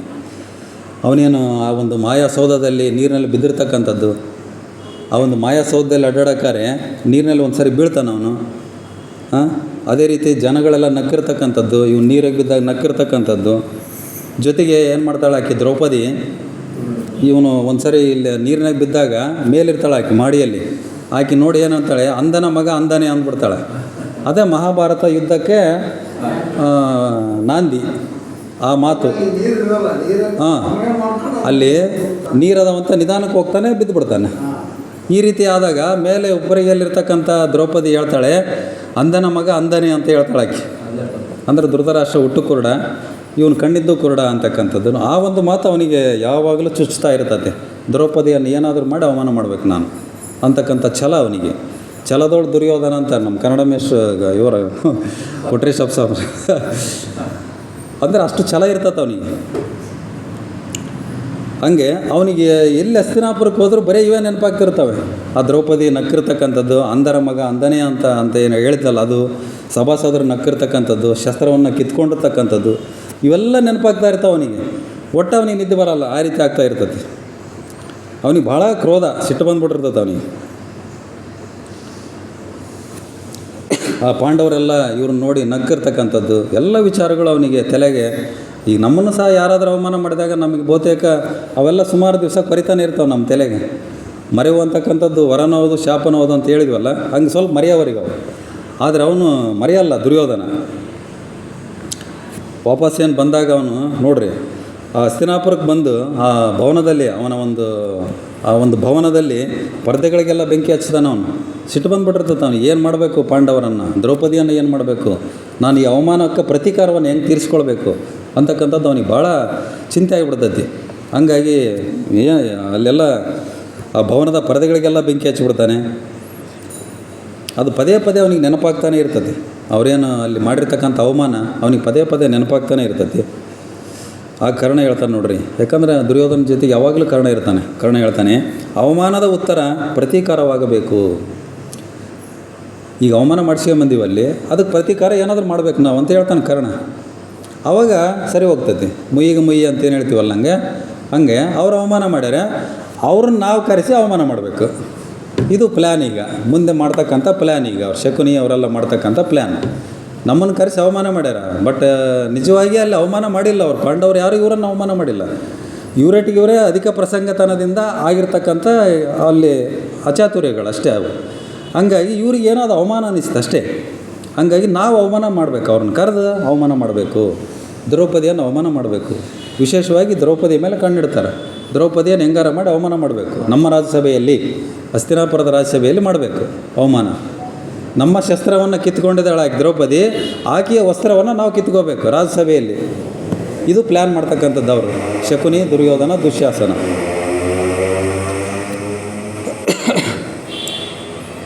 ಧೃತರಾಷ್ಟ್ರನಿಗೆ ಸಮಾಧಾನ ಮಾಡ್ತಾನೆ ಮಗನನ್ನು. ಎಷ್ಟು ಸಮಾಧಾನ ಮಾಡಿದರೂ ಕೇಳಲ್ಲ ಅವನು. ಆಯ್ತು ಬಿಡಪ್ಪ, ಅದು ಏನಾರ ಆಗಲಿ, ಸುಮ್ಮನಿದ್ದು ಬಿಡು ಅಂತ ಧೃತರಾಷ್ಟ್ರ ಮಗನಿಗೆ ಸಮಾಧಾನ ಮಾಡ್ತಾನೆ. ಎಲ್ಲರೂ ಸಮಾಧಾನ ಮಾಡ್ತಾರೆ, ಗಾಂಧಾರಿ ಅವರೆಲ್ಲ. ಆದರೆ ಯಾರ ಮಾತನ್ನು ಅವನು ಕೇಳಲ್ಲ. ನೋಡ್ರಿ, ದುರ್ಯೋಧನ ಹೇಳ್ತಾನೆ, ಸ್ತ್ರೀಯರ ವಸ್ತ್ರ ಕಿತ್ತಾಗ ಆಗುವ ಅವಮಾನಕ್ಕಿಂತ ಶಸ್ತ್ರ ಕಿತ್ತುಕೊಂಡಾಗ ಆಗ್ತಕ್ಕಂಥ ಅವಮಾನ ಹೆಚ್ಚು ಒಬ್ಬ ಯೋಧನಿಗೆ ಅಂತ ಹೇಳ್ತಾನೆ ಅವನು. ಇದೇ ಪಾಯಿಂಟ್ ದ್ರೌಪದಿ ವಸ್ತ್ರಾಪರಣಕ್ಕೆ ಮೂಲ. ಸ್ತ್ರೀಯರ ವಸ್ತ್ರ ಕಿತ್ತಾಗ ಆಗುವ ಅವಮಾನಕ್ಕಿಂತ ಶಸ್ತ್ರ ಕಿತ್ತುಕೊಂಡಾಗ ಆಗ್ತಕ್ಕಂಥ ಅವಮಾನ ಜಾಸ್ತಿ ಒಬ್ಬ ಯೋಧನಿಗೆ, ಸೈನಿಕನಿಗೆ, ಒಬ್ಬ ಕ್ಷತ್ರಿಯನಿಗೆ. ನಮ್ಮನ್ನು ರಾಜ್ಯಸಭೆಯಲ್ಲಿ ಶಸ್ತ್ರವನ್ನು ಕಿತ್ಕೊಂಡು ಕಳಿಸಿದರು. ದ್ರೌಪದಿಯನ್ನು ನಮ್ಮ ರಾಜ್ಯಸಭೆಯಲ್ಲಿ ವಸ್ತ್ರವನ್ನು ಕಿತ್ಕೊಳ್ಬೇಕು ನಾವು. ಇದನ್ನು ಅವರು ಒಂದು ತಯಾರಿಯನ್ನು ಮಾಡ್ತಾರೆ ಮುಂದೆ. ಇಂದ್ರಪ್ರಸ್ಥದ ಮೇಲೆ ಆಕ್ರಮಣ ಮಾಡಿ ಕರ್ಣ ಹೇಳ್ತಾನೆ ನೋಡ್ರಿ, ಇಂದ್ರಪ್ರಸ್ಥದ ಮೇಲೆ ಆಕ್ರಮಣ ಮಾಡಿಬಿಡೋಣ, ಅವ್ರನ್ನ ಸೋಲಿಸ್ಬಿಡೋಣ. ಯಾಕಂದರೆ ಇವನು ಕರ್ಣ ಮೊದಲೇ ವೀರ ಅಲ್ಲ, ಇವನು ಭಾಳ ಸಾಮರ್ಥ್ಯ ಇತ್ತು ಅವನಿಗೆ, ತನ್ನ ಸಾಮರ್ಥ್ಯದ ಮೇಲೆ ನಂಬಿಕೆ ಕೂಡ ಇತ್ತು. ಹಾಗಾಗಿ ಅವರನ್ನು ಸೋಲಿಸ್ಬಿಡೋಣ, ನಾನು ಸೋಲಿಸ್ತೀನಿ. ಯಾಕಂದರೆ ಪಾಂಡವರಲ್ಲಿ ಅರ್ಜುನನೇ ಮುಖ್ಯ. ಅರ್ಜುನನನ್ನು ಸೋಲಿಸ್ತಕ್ಕಂಥ ತಾಕತ್ತು ಯಾರಿಗಾದ್ರೂ ಇದ್ದರೆ ಕರ್ಣನಿಗೆ ಮಾತ್ರ. ನಾನು ಸೋಲಿಸ್ತೀನಿ ಅವನ್ನ, ಅರ್ಜುನನ ಸೋಲಿಸ್ತೀನಿ ಅಂತಕ್ಕಂತಾನೆ ಹೇಳ್ತಾನೆ. ಆಕ್ರಮಣ ಮಾಡಿ ಅವರನ್ನು ಸೆರೆ ಹಿಡ್ಕೊಂಡು ಅವ್ರಿಗೆ ಅವಮಾನ ಮಾಡೋಣ ಅಂತಕ್ಕಂಥದ್ದು ಕರ್ಣನ ಹೇಳ್ತಾನೆ. ಬೇಡ ಎಂದ ಧೃತರಾಷ್ಟ್ರ ಬೇಡ ಅಂತಾನೆ. ಯಾಕಂತಂದರೆ ಧೃತರಾಷ್ಟ್ರನಿಗೆ ಯಾವಾಗಲೂ ಗೊತ್ತಿರ್ತೈತಿ ತನ್ನ ಮಕ್ಕಳ ಸಾಮರ್ಥ್ಯ, ಪಾಂಡವರ ಸಾಮರ್ಥ್ಯ ಯಾವಾಗಲೂ ಗೊತ್ತಿರ್ತದೆ ಅವನಿಗೆ. ಪಾಂಡವರ ಸಾಮರ್ಥ್ಯ ಜಾಸ್ತಿ ಐತೆ, ಅವ್ರು ನನ್ನ ಮಕ್ಕಳನ್ನ ಏನು ಬೇಕಾದರೂ ಮಾಡ್ತಾರೆ, ಸೋಲಿಸ್ತಾರೆ ಅಂತಕ್ಕಂಥದ್ದು ಧೃತರಾಷ್ಟ್ರನಿಗೆ ಗೊತ್ತಿರ್ತೈತಿ. ಹಂಗಾಗಿ ಬೇಡ ಅಂತ ಹೇಳ್ತಾನೆ ಅವನು. ಅವರನ್ನು ಅವಮಾನಗೊಳಿಸಬೇಕು. ದುರ್ಯೋಧನ ಹೇಳ್ತಾನೆ ನೋಡ್ರಿ, ಇಲ್ಲ, ನಾನು ಏನಾದರೂ ಮಾಡಿ ಪಾಂಡವರನ್ನು ಅವಮಾನಗೊಳಿಸಲೇಬೇಕು, ಅದು ವಿಶೇಷವಾಗಿ ದ್ರೌಪದಿಯನ್ನು ಅವಮಾನಗೊಳಿಸಲೇಬೇಕು ನಾನು ಅಂತಕ್ಕಂಥದ್ದನ್ನು ಹೇಳ್ತಾರೆ. ಆಗ ದುಶ್ಯಾಸನ ಹೇಳ್ತಾನೆ ನೋಡ್ರಿ, ಅದನ್ನು ಮಾಮಾಶ್ರೀ ಮಾತ್ರ ಮಾಡಬಲ್ಲರು. ಇಲ್ಲಿ ಮಾಮಾಶ್ರೀ ಅಂತಂದರೆ ಶಕುನಿ. ಅದನ್ನು ಉಪಾಯವಾಗಿ ಶಕುನಿ ಮಾತ್ರ ಮಾಡಬಲ್ಲರು. ಅಲ್ಲಿ ಇಂದ್ರಪ್ರಸ್ಥದಲ್ಲಿ ನಡೆರ್ತಕ್ಕಂಥ ಘಟನೆಗಳಲ್ಲಿ ಶಕುನಿ ದುರ್ಯೋಧನನ ಏನು ಬೈದಿರ್ತಾನಲ್ಲ, ಆವಾಗ ದುರ್ಯೋಧನ ಶಕುನಿಯನ್ನು ಬಿಟ್ಟೇ ಬಂದಿರ್ತಾನೆ. ನೀನು ಬೇಡ ಹೋಗು, ನಿಮ್ಮ ರಾಜ್ಯಕ್ಕೆ ನೀನು ಹೋಗಂತ ಹೇಳಿರ್ತಾನೆ ಶಕುನಿಯನ್ನು.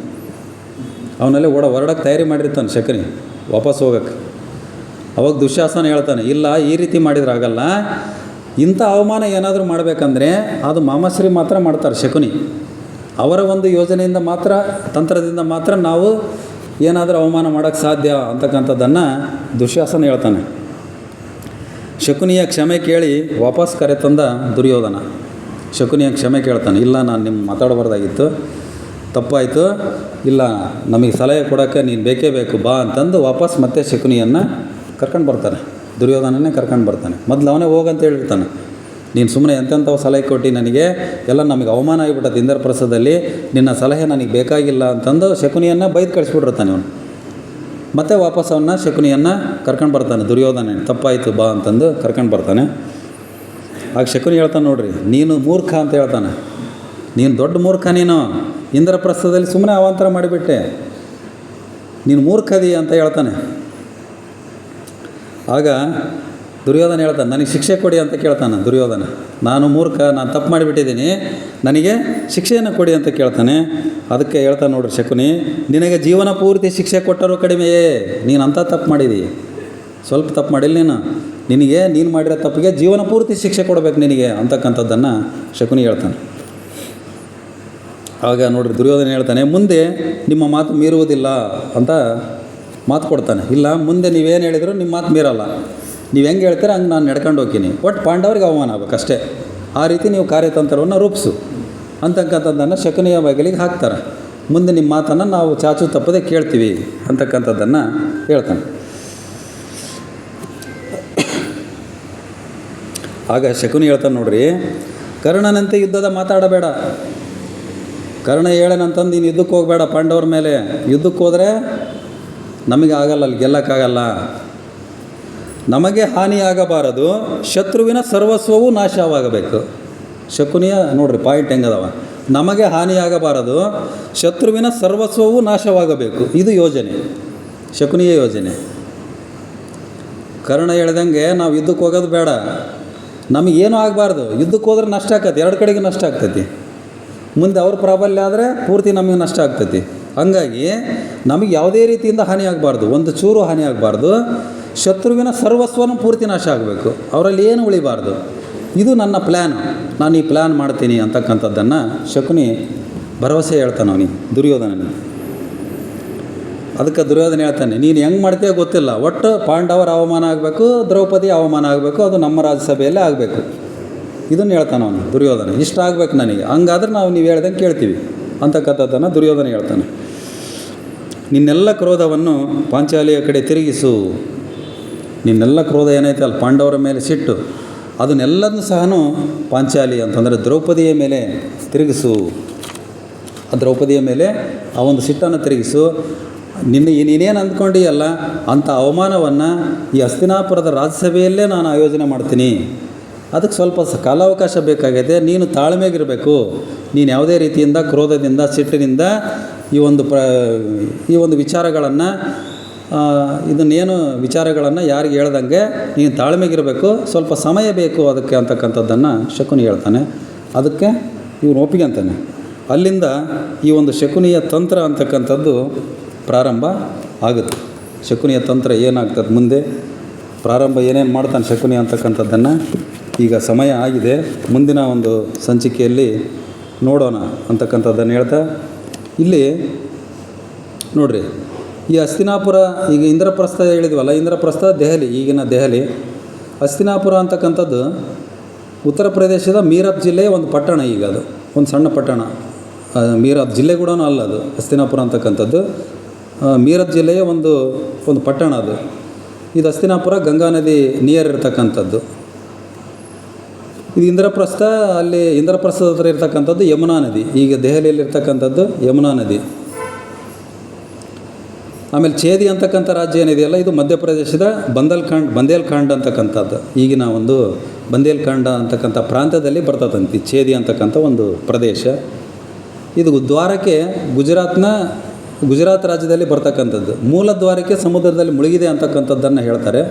ಈಗಿರ್ತಕ್ಕಂಥ ದ್ವಾರಕ್ಕೆ ಅದರ ಪಕ್ಕ ಇರತಕ್ಕಂಥದ್ದು ಅಂತಕ್ಕಂಥದ್ದನ್ನು. ಆನಂತರ ಈಗೇನು ಜರಾಸಂಧನ ಸಾಯಿಸಿದ್ರಲ್ಲ, ಜರಾಸಂಧನ ಮಗಧ ರಾಜ್ಯ, ಇದು ಮಗಧ ಅಂತಂದರೆ ಬಿಹಾರ. ಆ ಒಂದು ಮಗಧ ರಾಜ್ಯದ ರಾಜಧಾನಿ ಆಗ ರಾಜಗೃಹ ಅಂತಕ್ಕಂಥದ್ದಾಗಿತ್ತು. ಆನಂತರ ನಾವು ಗುಪ್ತ ಸಾಮ್ರಾಜ್ಯಕ್ಕೆ ಬಂದಾಗ ಅದು ಪಟಲಿಪುತ್ರ ಅಂತಕ್ಕಂಥದ್ದನ್ನು ಕೇಳ್ತೀವಿ ನಾವು, ಹೌದಲ್ಲ ಸರ್? ಪಟಲಿಪುತ್ರ ಅಂತಕ್ಕಂಥದ್ದು. ಈಗ ಬಿಹಾರದ ರಾಜಧಾನಿ ಪಾಟ್ನಾ, ಈಗಿನ ರಾಜಧಾನಿ. ಇಷ್ಟು ವಿಚಾರಗಳನ್ನು ಈ ಒಂದು ಮಹಾಭಾರತ ಕಥಾಸಾರ ಭಾಗ 25 ಈ ಒಂದು ಸಂಚಿಕೆಗೆ ವಿರಾಮವನ್ನುಗೊಳಿಸ್ತಾ, ಮುಂದಿನ ಸಂಚಿಕೆಯಲ್ಲಿ ಇನ್ನೂ ಶಕುನಿಯ ತಂತ್ರಗಳು ಏನೇನು ಮಾಡಿದ ಅಂತಕ್ಕಂಥದ್ದನ್ನು, ಇನ್ನೂ ಅನೇಕ ವಿಚಾರಗಳನ್ನು ನಾವು ಮುಂದಿನ ಸಂಚಿಕೆಯಲ್ಲಿ ಆ ಒಂದು ತಿಳ್ಕೊಳ್ತಾ ಹೋಗೋಣ ಅಂತಕ್ಕಂಥದ್ದನ್ನು ಹೇಳ್ತಾ, ಇಲ್ಲಿ ಮಹಾಭಾರತದಲ್ಲಿ ಬರ್ತಕ್ಕಂಥ ಪಾತ್ರಗಳೆಲ್ಲ ಅವೆಲ್ಲ ಆ ಪಾತ್ರಗಳು ಐತಿಹಾಸಿಕ ಪಾತ್ರಗಳಂತಕ್ಕಂಥದ್ದು ಈಗ ರುಜುವಾತಾಗಿರ್ತಕ್ಕಂಥದ್ದು ವೈಜ್ಞಾನಿಕವಾಗಿ. ಆ ಪಾತ್ರಗಳ ಮುಖಾಂತರ ನಮ್ಮನ್ನು ನಾವು ನೋಡ್ಕೊಳ್ತಕ್ಕಂಥದ್ದು ಅಷ್ಟೇ ನಾವು ಇಲ್ಲಿ ಮಾಡ್ತಕ್ಕಂಥ ಕೆಲಸ ಅಷ್ಟೇ. ಈಗ ಕೆಲವರೆಲ್ಲ ಕೇಳ್ತಾರೆ, ಅವು ಆ ರೀತಿ ಆಗಿತ್ತಾ ಅಂತ. ಎಲ್ಲದಕ್ಕೂ ಈಗ ವೈಜ್ಞಾನಿಕವಾಗಿ ಆಧಾರಗಳು ನಮಗೆ ಸಿಗ್ತಾ ಇದ್ದಾವೆ. ಈಗ ದ್ವಾರಕೆ ಇತ್ತು, ಸಮುದ್ರದೊಳಗೆ ಇದೆ ಅಂತಕ್ಕಂಥದ್ದು ಸಹ ಆಧಾರವಾಗಿ ಸಿಗ್ತಾ ಇದೆ ನಮಗೆ. ಹಾಗಾಗಿ ಇಲ್ಲಿ ಮಹಾಭಾರತವನ್ನು ನಾವು ನೋಡ್ಕೊತ ಹೋದಾಗ ನಮ್ಮನ್ನು ನಾವು ಒಳಗಿಣಿಕಿ ನೋಡ್ಕೊತ ಹೋಗ್ಬೇಕಷ್ಟೇ. ನಮ್ಮನ್ನು ನಾವು ಇಣಿಕಿ ನೋಡ್ಕೊತ ಹೋಗೋದಕ್ಕೆ ಇವೆಲ್ಲ ಒಂದು ಸಾಧನಗಳಷ್ಟೇ ನಮಗೆ. ಇಂಥ ಒಂದು ಒಳ್ಳೆಯ ವಿಚಾರಗಳನ್ನು ನಾವು ಆಗಾಗ ನಾವು ಮೆಲುಕು ಹಾಕಿದಾಗ ನಮ್ಮನ್ನು ನಾವು ಸುಧಾರಿಸ್ಕೊಳ್ಳೋದಕ್ಕೆ ಅನುಕೂಲ ಆಗ್ತದೆ ಅಂತಕ್ಕಂಥದ್ದನ್ನು ನನ್ನ ಭಾವನೆ. ಇಷ್ಟು ವಿಚಾರಗಳನ್ನು ಹೇಳಲಿಕ್ಕೆ ನಮಗೆ ಥಿಯೋಸಫಿಕಲ್ ಆರ್ಟ್ಸ್ ಅನುಕೂಲ ಮಾಡಿಕೊಟ್ಟಿದ್ದಾರೆ. ಸತತವಾಗಿ ನನಗೆ ಈ ಒಂದು ಅವಕಾಶಗಳನ್ನು ಪ್ರತಿ ತಿಂಗಳು ಕೊಡ್ತಾ ಇದ್ದಾರೆ, ಅವ್ರಿಗೆ ನಾನು ಆಭಾರಿಯಾಗಿದ್ದೀನಿ. ಸತತವಾಗಿ ಈಗ ಕಂಟಿನ್ಯೂ ಆಗಿ 25 ಸಂಚಿಕೆಗಳು ಮುಗಿದಿದ್ದಾವೆ. ಬಹುತೇಕ ನನ್ನ ಅನಿಸಿಕೆ ಇನ್ನೊಂದು 25 ಸಂಚಿಕೆಗಳಾಗಬಹುದು ಅಂತ ಅಂದ್ಕೊಂಡಿದ್ದೀನಿ ನಾನು. ಅದು ನಿಮ್ಮೆಲ್ಲರ ಸಹಕಾರದಿಂದ, ನಿಮ್ಮೆಲ್ಲರ ಒಪ್ಪಿಗೆ ಇದ್ದರೆ ಇದೇ ರೀತಿ ಒಂದು ವಿಚಾರಗಳನ್ನು ನೀವು ಹಂಚ್ಕೊಳ್ಳೋಣ. ಇದರಲ್ಲಿ ನಾನೇನೋ ತಿಳ್ಕೊಂಡು ಹೇಳ್ತೀನಿ ಅಂತಕ್ಕಂಥದ್ದು ಏನಿಲ್ಲ. ನಾನಾದರೂ ನೋಡ್ಕೊಂಡು ತಿಳ್ಕೊಂಡು ಬಂದು ಹೇಳ್ತಕ್ಕಂಥ ವಿಚಾರಗಳಷ್ಟೇ. ಇದರಿಂದ ನಾನು ತಿಳ್ಕೊಳೋದೈತೆ, ನೀವು ತಿಳ್ಕೊಳೋದೈತೆ. ಎಲ್ಲರೂ ಸಹ ಈ ಒಂದು ವಿಚಾರಗಳನ್ನು, ಒಳ್ಳೆಯ ವಿಚಾರಗಳನ್ನು ತಿಳಿಸ್ಕೊಂಡು ಅದೇ ರೀತಿ ಒಳ್ಳೆಯ ವಿಚಾರಗಳನ್ನು ನಮ್ಮ ಜೀವನದಲ್ಲಿ ಅಳವಡಿಸ್ಕೊಂಡು ಒಳ್ಳೆಯ ಒಂದು ಮೌಲ್ಯಯುತ ಆಗಿರ್ತಕ್ಕಂಥ ಒಂದು ಅಂಶಗಳನ್ನು ನಮ್ಮ ಜೀವನದಲ್ಲಿ ಅಳವಡಿಸ್ಕೊಂಡು ನೀವೆಲ್ಲರೂ ಸಹ ಒಳ್ಳೆಯ ರೀತಿಯಿಂದ ಒಂದು ಗುಣಮಟ್ಟದ ಜೀವನವನ್ನು ನಾವು ಮಾಡೋಣ ಅಂತಕ್ಕಂಥದ್ದನ್ನು ಹೇಳ್ತಾ, ಇಷ್ಟು ಹೊತ್ತು ಸಾವಧಾನವಾಗಿ ಕೇಳಿರ್ತಕ್ಕಂಥ ತಮ್ಮೆಲ್ಲರಿಗೂ, ಅದೇ ರೀತಿ ಈ ಒಂದು ಕಾರ್ಯಕ್ರಮಕ್ಕೆ ಅನುವು ಮಾಡಿಕೊಟ್ಟಿರ್ತಕ್ಕಂಥ ಥಿಯೋಸಫಿಕಲ್ ಆರ್ಟ್ಸ್ನ ಸರ್ವ ಸದಸ್ಯರಿಗೆ ವಂದಿಸಿ ನನ್ನ 2 ವಿಚಾರಗಳಿಗೆ ಇಂದು ವಿರಾಮವನ್ನು ಕೊಡ್ತಾ ಇದ್ದೇನೆ. ಎಲ್ಲರಿಗೂ ತುಂಬ ಹೃದಯ ನಮಸ್ಕಾರಗಳು.